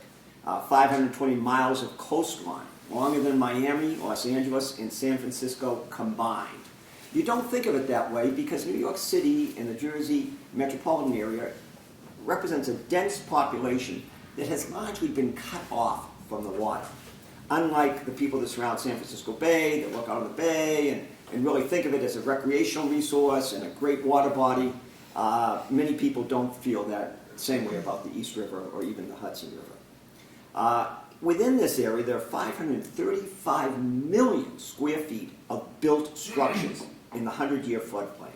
There are 400,000 residents living in that 100-year floodplain. So what happens when you get a Superstorm Sandy and that kind of demographics? 48 deaths, $19 billion in damages, over 150 homes and commercial buildings destroyed, 305,000 housing units damaged, 11 million customers without electricity. All the car tunnels leading into Manhattan, except the Lincoln Tunnel, flooded. It's hard to imagine until you've actually seen that. 3 New York area international airports shut down, and even the Bellevue Hospital had to be evacuated. And as Jeff indicated, this wasn't even a hurricane. This was a post-tropical event here. So 4 years later, lest we forget, the facts that I just indicated about the damages and the demographics don't really convey what extreme weather is all about when it runs into an urban, densely populated landscape. This is what happens. This is what I saw when I got back and docked my ship. Tunnels flooded in a process that defies imagination. All throughout the city, and it wasn't just infrastructure, it was people's homes. Not just a little water in the basement, but total flooding of residential areas. Hundreds of thousands of vehicles lost. Homes that maybe shouldn't have been there to begin with, but it was somebody's home. And for somebody to lose the memories, to lose their livelihood, their home, and all that goes with it is a tragedy. In Sandy, there was a huge fire out on Breezy Point. That was caused by the flooding of the electrical system there, and over 110 homes built in that area burned to the ground, while volunteer firefighters that I've talked to were forced to take a second-floor refuge in the fire department after losing all their equipment to watch their own homes burn down. When the fire equipment arrived, they had to fight the fire. There was very little water in the hydrant system. They had to fight it with salt water that was laced with gasoline. And this was the result. Devastation. When you look at that, you think maybe the firebombing of Dresden or Hiroshima, but that is in the United States. So the next Sandy, it's not a question of if, but we know now it's a question of when. The current New York flood risk map, category 1 to 4 hurricanes, which Phil showed a part of, clearly indicates that we're at substantial risk from flooding, both within the Port of New York and on the exterior of New York, New York City in the Bight. According to the mayor's 2012 reconvened New York City panel on climate change, by 2050, the projected New York sea level rise is 31 inches. Over 60% increase in rainfall days of 2 inches or more. That's an important factor, because as you're trying to keep the water out, you've got water coming in. And how do you get that water that falls all on Manhattan and goes south to the lower elevations at the tip of Manhattan out when you're trying to keep the sea from coming in? Increase in the strength and frequency of major storms, increase in the height and frequency of storm surge. By 2055, a Sandy could cause $90 billion in damages. So what was New York City's response to Sandy? There had to be a policy response. And at that point, despite Katrina, there is no national coastal resiliency plan in the United States. We're dealing with an old reality in the United States, a policy which sees a Katrina or an Ike or Wilmer or a Sandy as an isolated disaster. So our whole policy is disaster relief and response. Not prevention, but response. And in doing that, we are in a situation where we spend enormous sums of money, about 10% of losses in the 1950s, up to 90% of the losses today, at a rate that's unsustainable. So we have a national policy that is somewhat backwards and unsustainable. So despite the 2009 New York City proposal for a regional solution, a regional storm surge barrier, there was no regional plan. So there's no national plan or regional plan for New York City. So in December 2012, right after Sandy, Mayor Bloomberg acts quickly and establishes the Special Initiative for Rebuilding and Resiliency, or SIR. In the absence of a regional storm surge barrier plan, New York City, through SIR, focuses on local resiliency plans. The policy criteria were pretty straightforward. Plans must be local and not dependent on funding or authorization from the state of New York or the state of New Jersey. Plans must be economically feasible. The funds must be available sufficiently to build them. Plans must be initiated within the mayor's term. He wants to get this going and make sure that he has control over the response to Sandy. And of course, plans must be fully funded. So a year later, in 2013, June of 2013, SIR issued a report, A Stronger, More Resilient New York. The SIR report analyzes climate risk and makes recommendations. Now this, 2012 is Sandy, 2013, the city decides what it wants to do. 250 specific recommendations at a total cost of $20 billion. Remember that figure, too, $20 billion. The plan is fully formulated, but will not be completed in the mayor's term. What the mayor's realized is that even these short-term, local solutions can't be completed within his term.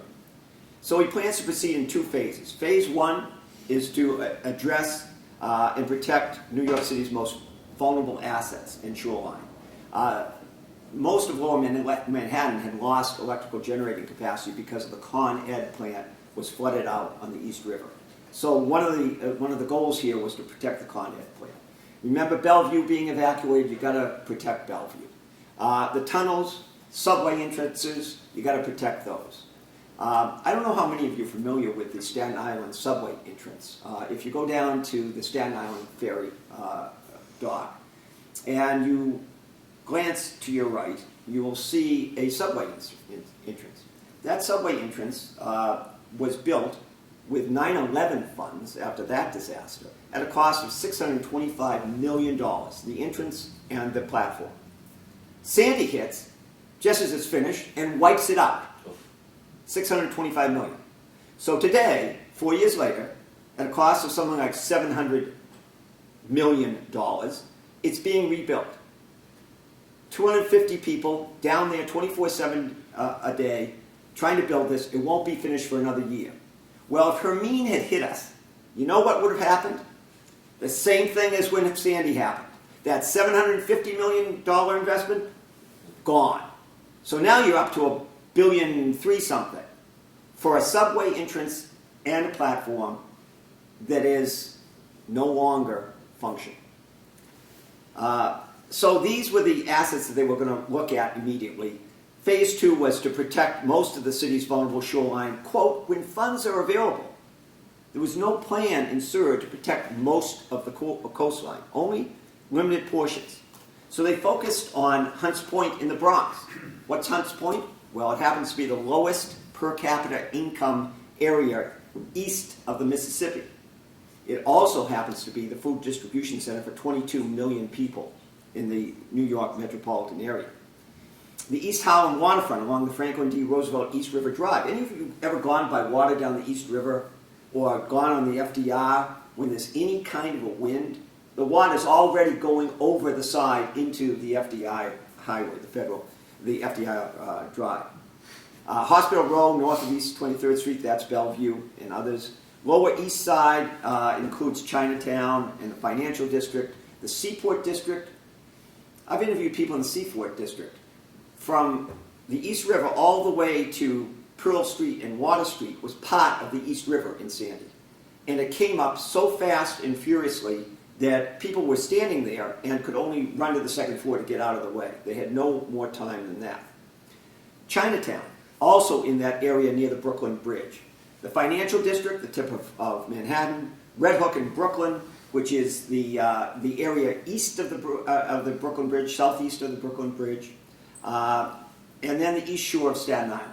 Staten Island was just hammered by Sandy. So these are the areas they were going to address. Very simple goals and objectives. And then in 2014, 2012 Sandy, 2013, the city says this is what we're going to do. 2013 comes along and into 2014 where the federal government says, okay, we get it. We have to do something about resiliency here. We can't just repair 1930s infrastructure and leave it weaker than it was before. So they came up with this idea, a very groundbreaking idea. It was brilliant in its conception. And basically what they were going to do is get the best and the brightest together. They were going to create a competition. And they were going to come up with templates for addressing specific issues. And then they were going to give these guys $1 billion. They had to be intergovernmental, and they had to be locally responsive. So in 2014, again the timeline, 2012 Sandy, 2013 the SIR report, 250 local projects, 2014 $1 billion for 6 projects in the New York, New Jersey area. That timeline is important because those 6 projects that were funded by the federal government, this is really the only money that's coming in here other than the Corps for resiliency. That money is coming in, and this doesn't happen in a vacuum. This is what everybody, you got to understand. Sean Donovan at HUD and his main program director, Josh Soslick, weren't saying, okay, we like these projects and we're going to just impose them on the city of New York and Hoboken and other areas. What they were saying is, we want to do some really creative stuff, and let's get projects that kind of merge into what you think has to be done. Just like Tip O'Neill once said, all politics are local. All resiliency efforts have to be local. Again, as Phil said, they have to be accepted locally. As Jeff was saying, the hydrodynamics of it are so different and the soils are so different in every area, they have to be local. So these guys got together between 2012 and when the awards were made in 2014 and said, we're going to kind of merge our ideas and make sure this federal money goes into what we want to do anyway. So that was kind of the theory. So the 6 projects that were allowed were the Big U, it got $335 million. The Hoboken, what I call the Little U, which got $230 million. I'll jump down. The Meadowlands, Wetlands, and Berms, which got $150 million. Why Hoboken and why the wetlands? Well, Governor Christie gets $150 million to kind of get something done he's already started. And then you got to get Dawn Zimmer, the mayor of Hoboken, who took one for the team, the Democratic Party, in Bridgegate, and so she gets some $230 million. So, and then there's the New York Long Island. You're familiar with this game. The New York Long Island project. That's a storing, filtering the stormwater from tributaries issue. And that is, why Long Island? Republican congressmen. Oh, the Republicans have to get something as well as the Democrats, right? Staten Island, yeah, they had a lot of damage. We'll give them some oyster reefs. But remember Hunts Point, Little Hunts Point, 22 million people get fed out of it, and it's a very poor area. They only get 20 million for studying what should be done. 20 million for studying what should be done. So we give 60 million for oyster reefs, and I love oysters. I love them when they're in the water and they're oyster reefs. I love to eat them, but an oyster reef is not going to stop storm surge. So the impact of RB&D on the SIR projects. The awards provided funding that could not be used, that could be used in conjunction with identified SIR projects. That's what the intent was. The unintended consequence was that RBD funding, together with other RBD-related funding, which was, who put most of these funds in? Well, it was, RBD was Sean Donovan's program. Where was Sean Donovan? He was Secretary of HUD. So where did a lot of the other federal funds come from? HUD. They were meant to support the RBD projects. So those monies come in, but they're all focused on RBD award designs, which again, were supposed to be very local, and they were done in almost a theoretical sense. They were not done with any really hard engineering in terms of planning and design concepts and all of that. And so you take this concept, you fund it with all these dollars, and then you say, okay, does this work? And this is the hard part. Even if it doesn't work, these funds had to be expended by a certain deadline because they were part of the Sandy repair and resiliency program.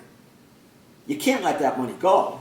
That money can't just be lost in the air. So you figure out you're going to spend it, right? Something. It's money. It's there. You don't want to be accused of wasting federal funds, or not wasting. Even worse, you don't want to be accused of losing the opportunity to spend federal funds.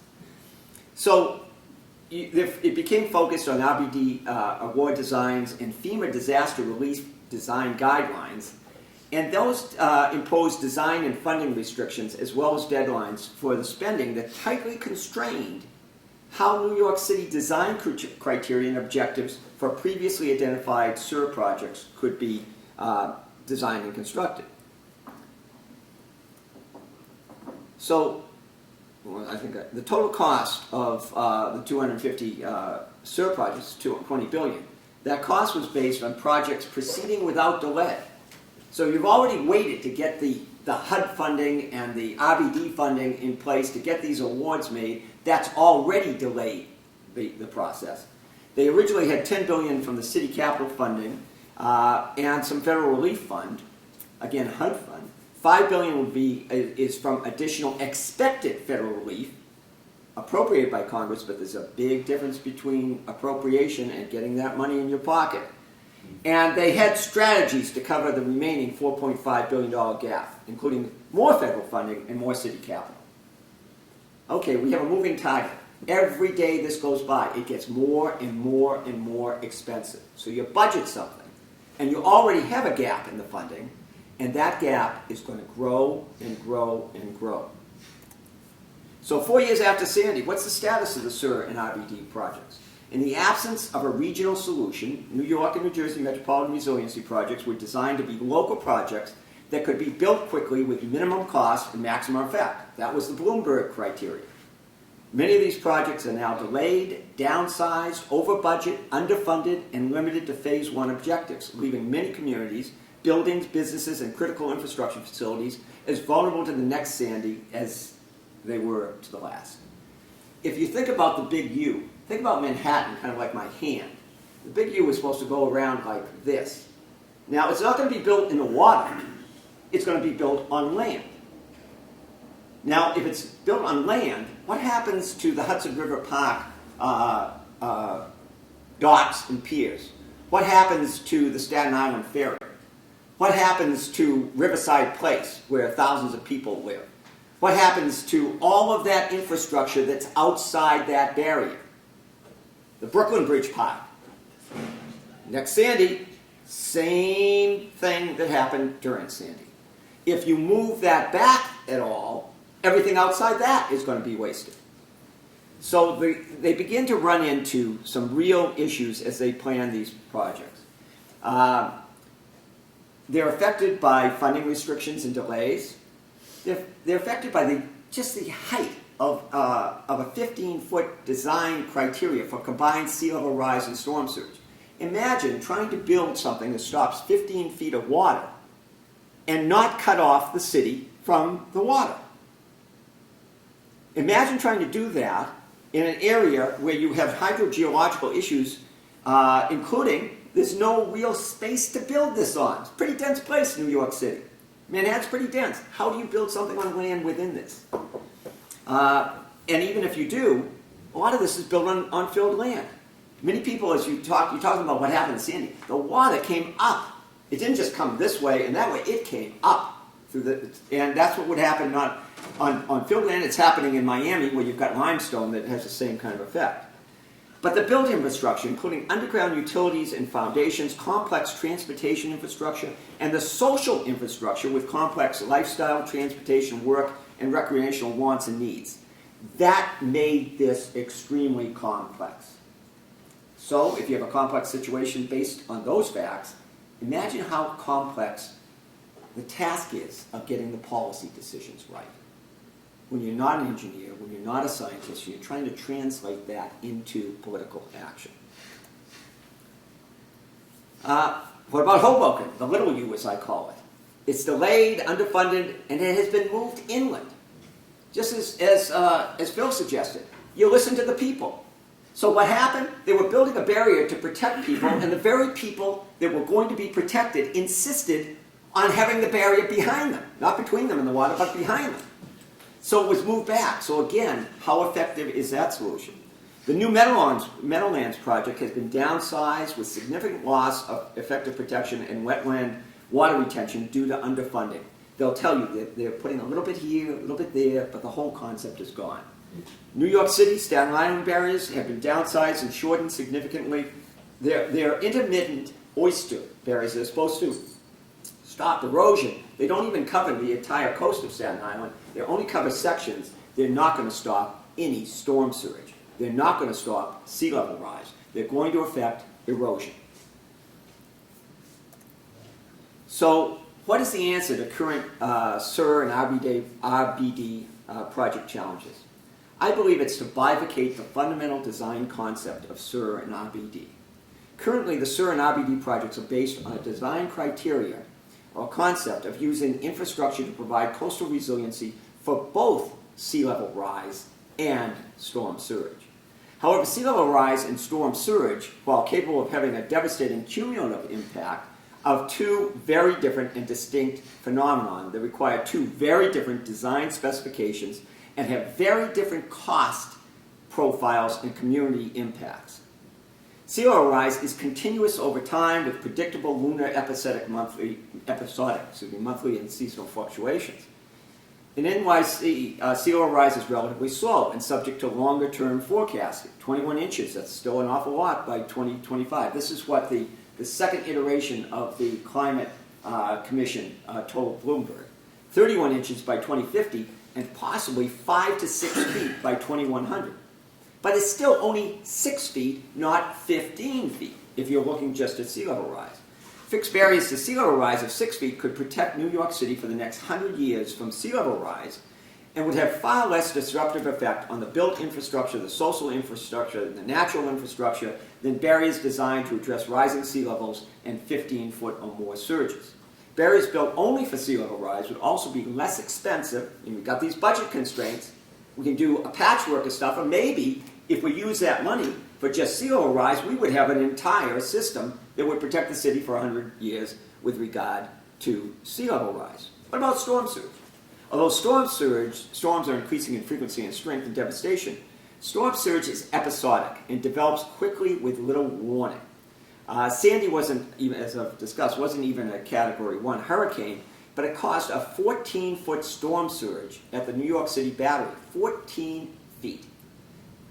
If you're ever around water, 14 feet is very impressive. It gets very impressive indeed. In the future, storm surges could be will be 15, 20 feet or more. So storm surge criteria have to be different than sea level rise criteria. The solution, local projects address sea level rise, use that funding and make a complete system, and develop a regional storm surge barrier system that addresses storm surge. An offshore regional storm surge barrier system would not have to address the complex hydrogeologic, built infrastructure, and social infrastructure issues faced by the current dual-purpose on-land SUR and RBD projects. A 15 to 20-foot high regional system could protect the metropolitan area for the next 100 years, allowing for long-term change within the metropolitan area, where you could decide what functions we're going to continue, what we're going to retreat, whatever. Such a regional system would protect far more communities than the current SUR and RBD projects for the same $20 billion cost, an amount less than a single $19 billion Sandy event. There's growing support for a movable New York, New Jersey storm surge barrier. Right now, there's something called the New York, New Jersey Metropolitan Storm Surge Working Group. It's been around for about a year. And what happened is people got so frustrated that this process was going forward with this Band-Aid approach of of smaller, incomplete pieces of the project that might never get finished, that basically they got together and they were scientists and they were engineers and business leaders and community activists and NGOs, a whole group of people, 60 people meeting for over a year. In the next few weeks, they will issue a 150-page white paper on their conclusion. They have done this for Nietzsche, for the National Institute for Coastal and Harbor Infrastructure. They're producing this white paper for us. And when that comes out, Nietzsche will then act as the advocacy going forward to seek to make public policy change from just local to regional. And the Storm Surge Working Group will become the technical and scientific advisory committee to Nietzsche. So we need to combine these solutions. While the SUR and RBD projects made sense originally when there was no regional alternative, the challenges faced by these local projects, together with their delay, underfunding, and Phase 1 limitations, now strongly support the case for the design and construction of a combined local sea level rise system and a regional storm surge solution. Only key assets, there's a little hybrid to this bifurcation. We should still focus on key assets such as power generation and tunnel and subway entrances, food distribution, and hospitals that require local near-term surge protection.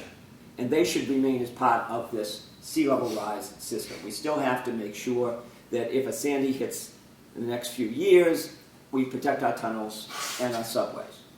And that could be done by modifying or going forward with those projects. What are the alternatives to this? You can ignore the reality of scientific and economic data and simply do nothing. You can retreat from the sea, as many are saying, just retreat from the sea. And when they talk about that, they always are talking about these mansions and barrier beaches. What about the hundreds of years of history in New York City? The fabric of civilization that city represents, the diversity, the art, the culture, should that just be lost in a retreat? You can't just move a city. Think Brazilian. You've got to be able to maintain that culture and tradition, not just abandon it and run for the hills. Or perhaps you could combine local sea level projects with a regional surge barrier system. Or, if you really don't want to do anything, you can charter my ark and go for a cruise. This ship was built for 150-mile-an-hour winds and 100-foot seas, and so we're fine. So I'm open to questions.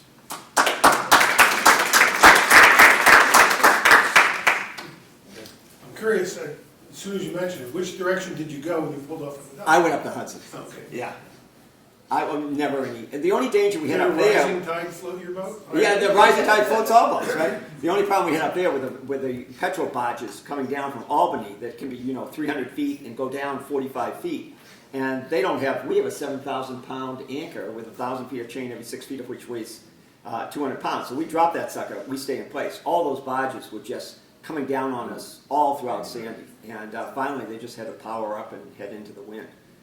They couldn't hold. Yes? What does a movable storm surge barrier look like? I'm glad you asked that question. The old concept of a storm surge barrier is the barrier that the Dutch built in the 1950s, actually 1960s, early 60s, as a result of the tremendous loss of life and destruction they suffered in the early 50s from storms coming down from the North Sea. And they built just a barrier. And what happened was a terrible environmental disaster inside the Zuyder Zee. It was a disaster. They did one thing right. They built it, and the two things right. They built it, and it protected them from storm surge and damage. They also did something very interesting. This is something I didn't get into here. But most projects for the Corps are justified on a 1-to-4 damage ratio. If you can avoid 400% of damage, 400% of the cost of it, you could build the structure. In this case, I think that this reimagination of our coast that's coming from this triple threat of rising sea levels, extreme storms, and aging infrastructure really creates us with one of the greatest community development and economic development and environmental protection opportunities we have had at any time. We are about to invest probably $1 trillion into coastal infrastructure in the next 100 years. If you look at that as an investment, not to just reduce damages, but as a positive one, to seize this opportunity to create a more vibrant, a more vital, a more economically sound coastline, then what you're doing is you're getting multiple beneficial uses out of this investment and getting many times the return. I filed the lawsuit to clean up Boston Harbor. I did it because I wanted to stop an environmental disaster and clean up the harbor. We did. It was the dirtiest harbor in America. Now it's the cleanest harbor in America. However, the consequence of that is good news, bad news. The good news was it nurtured $30 billion worth of economic development around the harbor, because now you have a clean harbor. People didn't want to go down to an open cesspool. Now they enjoy living there, working there, eating there, whatever. The bad news is it was designed before people really focused on sea level rise. And if you toured it as I did last October in the king tides, that water was right up level with a lot of this new construction. But my point is that you can get an investment opportunity here. Think the railroads in the 1800s. Think the federal highway system in the 1950s, 60s, 70s, 80s, and 90s. And this is the third great opportunity for this country to not only create an extraordinarily livable coastline, but also to enter the next age of global competition, which having lived in Jakarta, Indonesia, and had offices up and down the rim for 10 years, I'll tell you, it's not coming, it's here. And so we've got to think about that to maintain our middle class and our economy and everything else.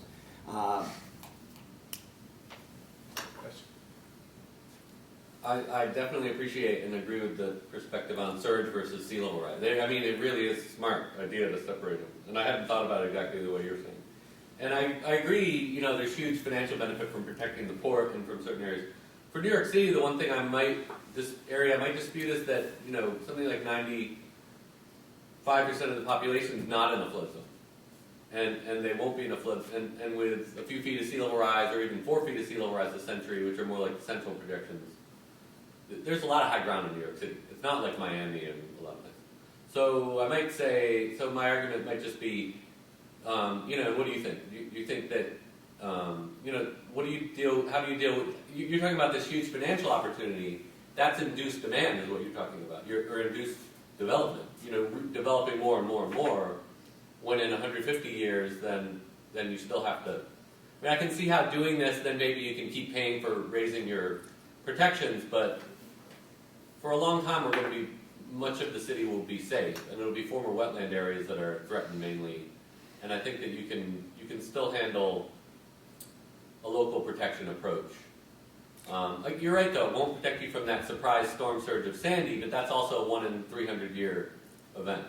So I don't know, it's an interesting, it'll be fun to talk more afterward actually. Yeah, first of all, let me say, I thoroughly enjoyed what you talked about. I think it's creative, I think it's very, very important work. And just like you can't judge what you're doing based on the particular circumstances of Jamaica Bay, you can't judge any of this by particular applications. You have to look at the application itself. Below 22nd Street in New York, you're in deep water.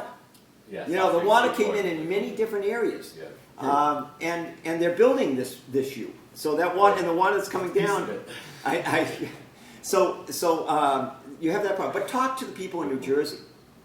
This doesn't, the big U and the little U doesn't protect New Jersey. I work in Hoboken. Staten Island, and you know what Hoboken, you know, my friend Carter Kraft is the co-chair of the Resiliency Committee there. He talked about how the Hudson River made Hoboken an island in Sandy. So, I mean, you've got all these, you've got the 3 international airports, you've got all of this infrastructure that can only be protected, I believe, economically with this regional barrier. They're spending $20 billion, maybe $24 billion to protect little sections of this, when an equal expenditure can protect the whole region.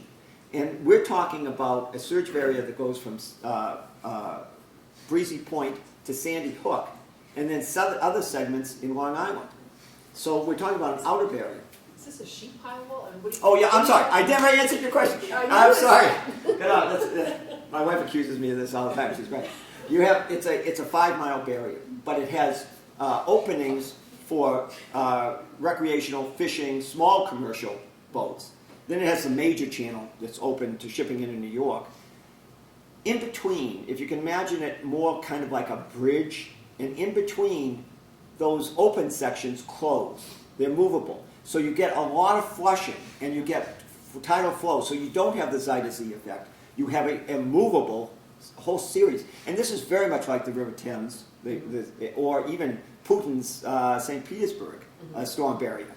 He wanted to protect his home and he did it. And you have Rotterdam doing it. You have projects all over the world that are doing this. In fact, just recently, yesterday, President Obama signed a bill, it was kind of a pork barrel bill that came out, but authorizing to expedite the USAS study in Galveston and Houston for a surge barrier. So we're finally beginning to look at them here. Thank you very much.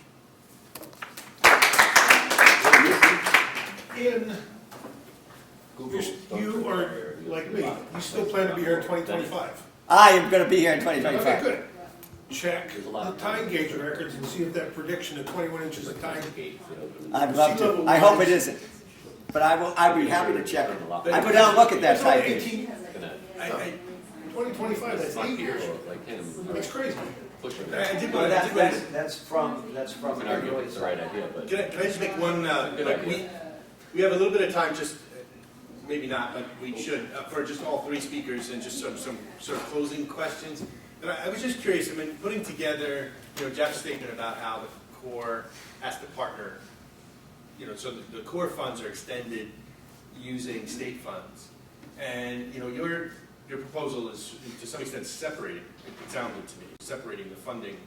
So the federal funds go to the regional approaches and the local funds are addressed, or is that not necessarily? That's not necessarily true at all. It would be a combination of federal, state, and maybe private funds. One of the proposals we would have is put a toll road over this barrier, like the Dutch did in the Netherlands, and divert all this trucking traffic that comes up from the south to the airports in north over this surge barrier rather than through the city of New York and 95. Well, and then I have another point, which is that, I mean, of course, all of our infrastructure has a certain useful life, and there's a certain regeneration rate that we have in cities, right? I mean, a building these days doesn't last 100 years. So, where does that fit into this discussion, where, the opportunity for building differently now, if you take the first phase of what you talked about, the sea level rise approaches, which protect you for 100 years, say, and in those 100 years, the approach to, renovations to buildings and new construction takes into consideration the long-term impacts. Is it possible that you will have arrived at the point where you've invested in the regional strategy at the same time that the city has sort of reinvented itself to not need it? Is that possible? I think it's going to take more than 100 years.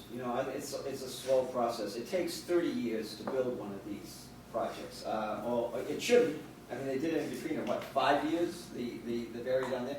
But, yeah, but the current process can take up to 20, 25, 30 years for projects. And we need to look at that process very seriously. The Army Corps does a great job. They only work in the constraints of what the laws and regulations say they have to. But they could build these very quickly. And they could last. You could have storm surge protection for 100 years and sea level rise protection for 100 years. Who knows what's going to happen after that? But I mean, in the meantime, we're rebuilding highways, we're putting in new codes for, where your electrical fixtures go, we're doing a whole bunch of other things. So is that, does that 100 years buy you time to reinvent the city in new and interesting ways? In a good way, yeah. That's the idea. Did you have a question? Well, so one of the public policy options that's currently on the table is the idea of a disaster deductible. So states have skin in the game. You're not going to get your federal disaster funding until you've met a per capita threshold that you've sort of put in. Does a public policy solution like that incentivize some of these solutions to happen more quickly? Because states have got it, the way that your deductible then goes down is that if you've invested in mitigation and adaptation strategies, you're expected to put in less because you've put out to then have the protection on the front end. Does that make some of these options more viable more quickly? I think absolutely. I mean, as Phil said, the economics will drive this. The economics, not in every case, there'll be things you say, why the heck are they doing that? Like, why are they spending all this money right now in a system that may never be built and may not be effective?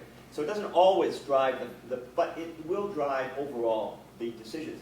I'd like to, I think that you could change people's attitude about climate change and their conduct, business attitudes very quickly. All you have to do is change generally accepted accounting principles and put climate change liability, flood liability, on the books as a stated liability. You know how fast businesses would work to get that off their books? By lobbying Congress and doing this? Totally different situation. The other thing is, you can't really own real estate today without financing. And you can't get financing without insurance. Now the insurance companies are saying, we need market rates. I don't care what the risk is. We really don't care what the risk is. If it's low risk or high risk, we really don't care. We just want to be able to calculate that risk and make a certain amount of profit. So they're not for reducing climate change or anything else as long as they can cover their risk. The problem, though, in that risk analysis is the uncertainty as to how much of that risk will occur in 1 year in the term of the policy. So there are issues like that. But I think that if we have to have new sources of revenue. And because I think insurance rates are going to climb dramatically for a lot of different structures and buildings and everything else, I had one former constituent in a town I represented in Massachusetts who was paying $4,000 for federal flood insurance and got a bill for $65,000. You know, and it may have been right. I think it was probably accurate, but he wasn't thrilled. So you've got to make sure that that's being priced. That will guide where people build stuff, or how they build stuff, or anything else. But if you built this regional surge barrier for storm surges, and you had the local infrastructure for the sea level rise, you would reduce that curve of insurance costs dramatically. So the average resident, the average real estate developer, the average homeowner in New York City, or renter, or whatever, would be paying far less insurance than they otherwise would. So maybe there should be a premium on insurance within a certain distance of the coast. And and I think you're right. I think you gotta maybe you only take off 2% of New York and 3% of New York, but maybe that 3% is like 15% of the tax base because it's right on the water. And maybe by taking out that away, you really begin to cripple the ability of the city to provide the functions it does. But also, the buildings further away from the shore benefit from what you're doing for the coast. What do you think was the increase in price on a condo on the West Side Drive after the Hudson River Park was built? The whole area developed. It went from sleazy to chic overnight. And sewage reduction, And a million other things. And everything. So why didn't those people It was a huge pay benefit, yeah. for that benefit? It was supposed to happen, and politically it was short circuit.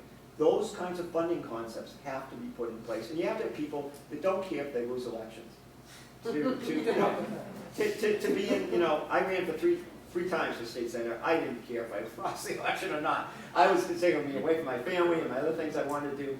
And you do the things that you think are right. And I think that's one of the problems right now is leadership. Transparent leadership. Well, going further into what you were saying, and to her question, good policies can screw things up, or bad policies can really screw things up. National Flood Insurance Program, which you already were talking about, having below market rates and subsidizing and encouraging development and things like that. And that was a huge problem. Now we're trying to get away from it, but it's not so easy. Congress passes a law, they have to backtrack it, they have to bring it, it's not so easy to get rid of mistakes.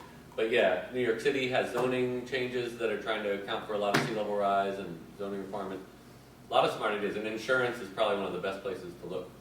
That's about all I know about that. But I agree. Well, we need to talk together. The three of us, in terms of what we're trying to do, we can't do it in isolation. That's, I think, a critical point. You can't do these things in isolation. You can't do just one of these things because the problem is so complex that you need a complex solution that has lots of different facets and aspects to it. Some of it has to be regional, comprehensive, or federal. Some of it has to be local. But as we listen, some of it has to be inland, and some of it has to be on the coast. And you need a combination. But as our president-elect would suggest, that for every complex solution, there's a problem. There's a solution that's obvious, simple, and wrong. And that's what people often grab on is the obvious, simple solutions. And you're right, it's enormously complex. The issue is, I witnessed people about 2 weeks ago describing their community meetings and their design process for building the big U. And as they were talking, I felt I could see the fear in their eyes. Because I think they knew that what they were doing, what they were charged with, their goal, was almost impossible to obtain. For one reason or another, either hydrogeologically, or socially, or economically. It just was going to be too difficult to do with the parameters they were given. At that point, you've got to stop, reevaluate, and change. As Darwin said, it's not those that are strong or those that are intelligent, it's those that adapt that survive. And that's what we don't see a lot in politics, is that flexibility of change. And you can't do that because the timetable and the way money was awarded for RBD is making it impossible, probably. So I was involved in the SRR flood protection plan. I wasn't necessarily leading these things. I was on the Living Breakwaters Oyster Reef team. We can talk about all these things for a long time. But I agree with a lot of your perspective. The biggest problem with Rebuild by Design on the inside end of trying to come up with new bright ideas for resilience was that it was a design competition, not an engineering competition. Exactly. You And had a I was lot of very applicants. frustrated, and Yeah. I'm no longer involved with the project.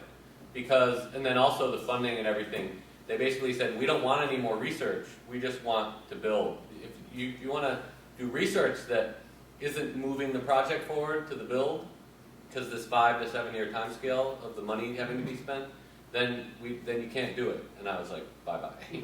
There was almost no funding for the science and the engineering, except what would come later. And of course that was a big lure for the engineering firms to be involved, but it was really a design competition. And it had a lot of nice looking ideas and lots of beautiful pictures, but yeah, it was missing all the the detailed engineering work and science, Well, which was too bad. It was a big weakness of the whole program. so I was involved in the Hunts Point project and did the modeling with my team on the Irene meets Sandy. And what was interesting though is that I do think because it was a design competition and not an engineering competition, we were allowed and encouraged to think big. And so we found interesting ways where you could have an Irene rainfall and a Sandy surge, and Hunts Point Market would continue to exist. And that, those types of solutions in a typical engineering, scope of work or, RFP scope of work, you don't get to sort of think in those ways. So, I also agree in many ways with what you're saying, but it was very interesting though to have the opportunity to have these design conversations. Now that should go inform other things that are, Oh, absolutely. yeah. But I'm also no It was longer too involved. short of a competition to do I really detailed get both engineering and the science. That was the big, and then suddenly the awards were out and everything build. So it just happened too fast. It was a good idea. Competition followed with design competition. And it's Yeah, well, funny. that's exactly good idea. it. There you go. You Good way to put hear it. Harriet That's how- Chadroni talk about what they think their next iteration is, because they're sort of looking at Louisiana, Baton Rouge, going, okay, maybe that's going to be our next effort.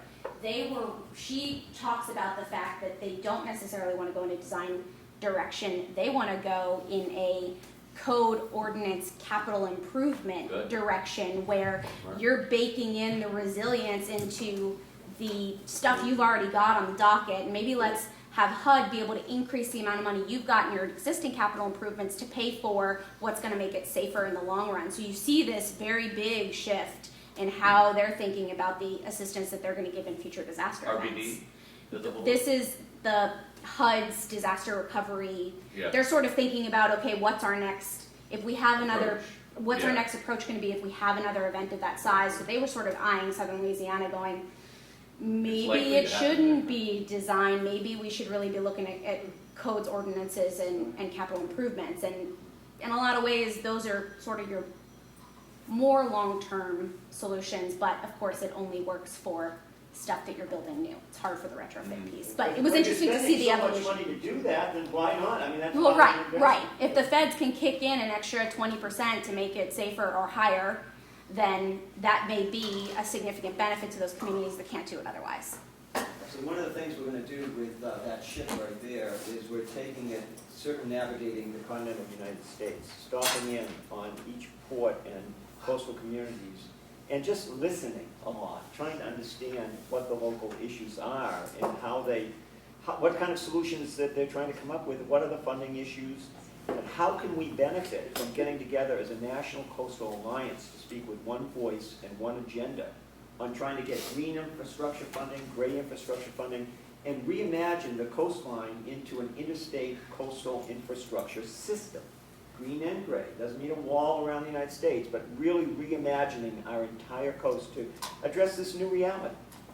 And so we're gonna set out on an odyssey. Okay, so I've been on your boat, by the way. But yeah, Yeah. you I like- want to just, and we're a little bit over time, I want to be respectful of everybody. So thanks to all three of our speakers, and anyone who wants to continue discussion informally afterwards, happy to host that, and we'll see you all next month, first Wednesday, 4 o'clock, I can't remember the date, but it's the first actually.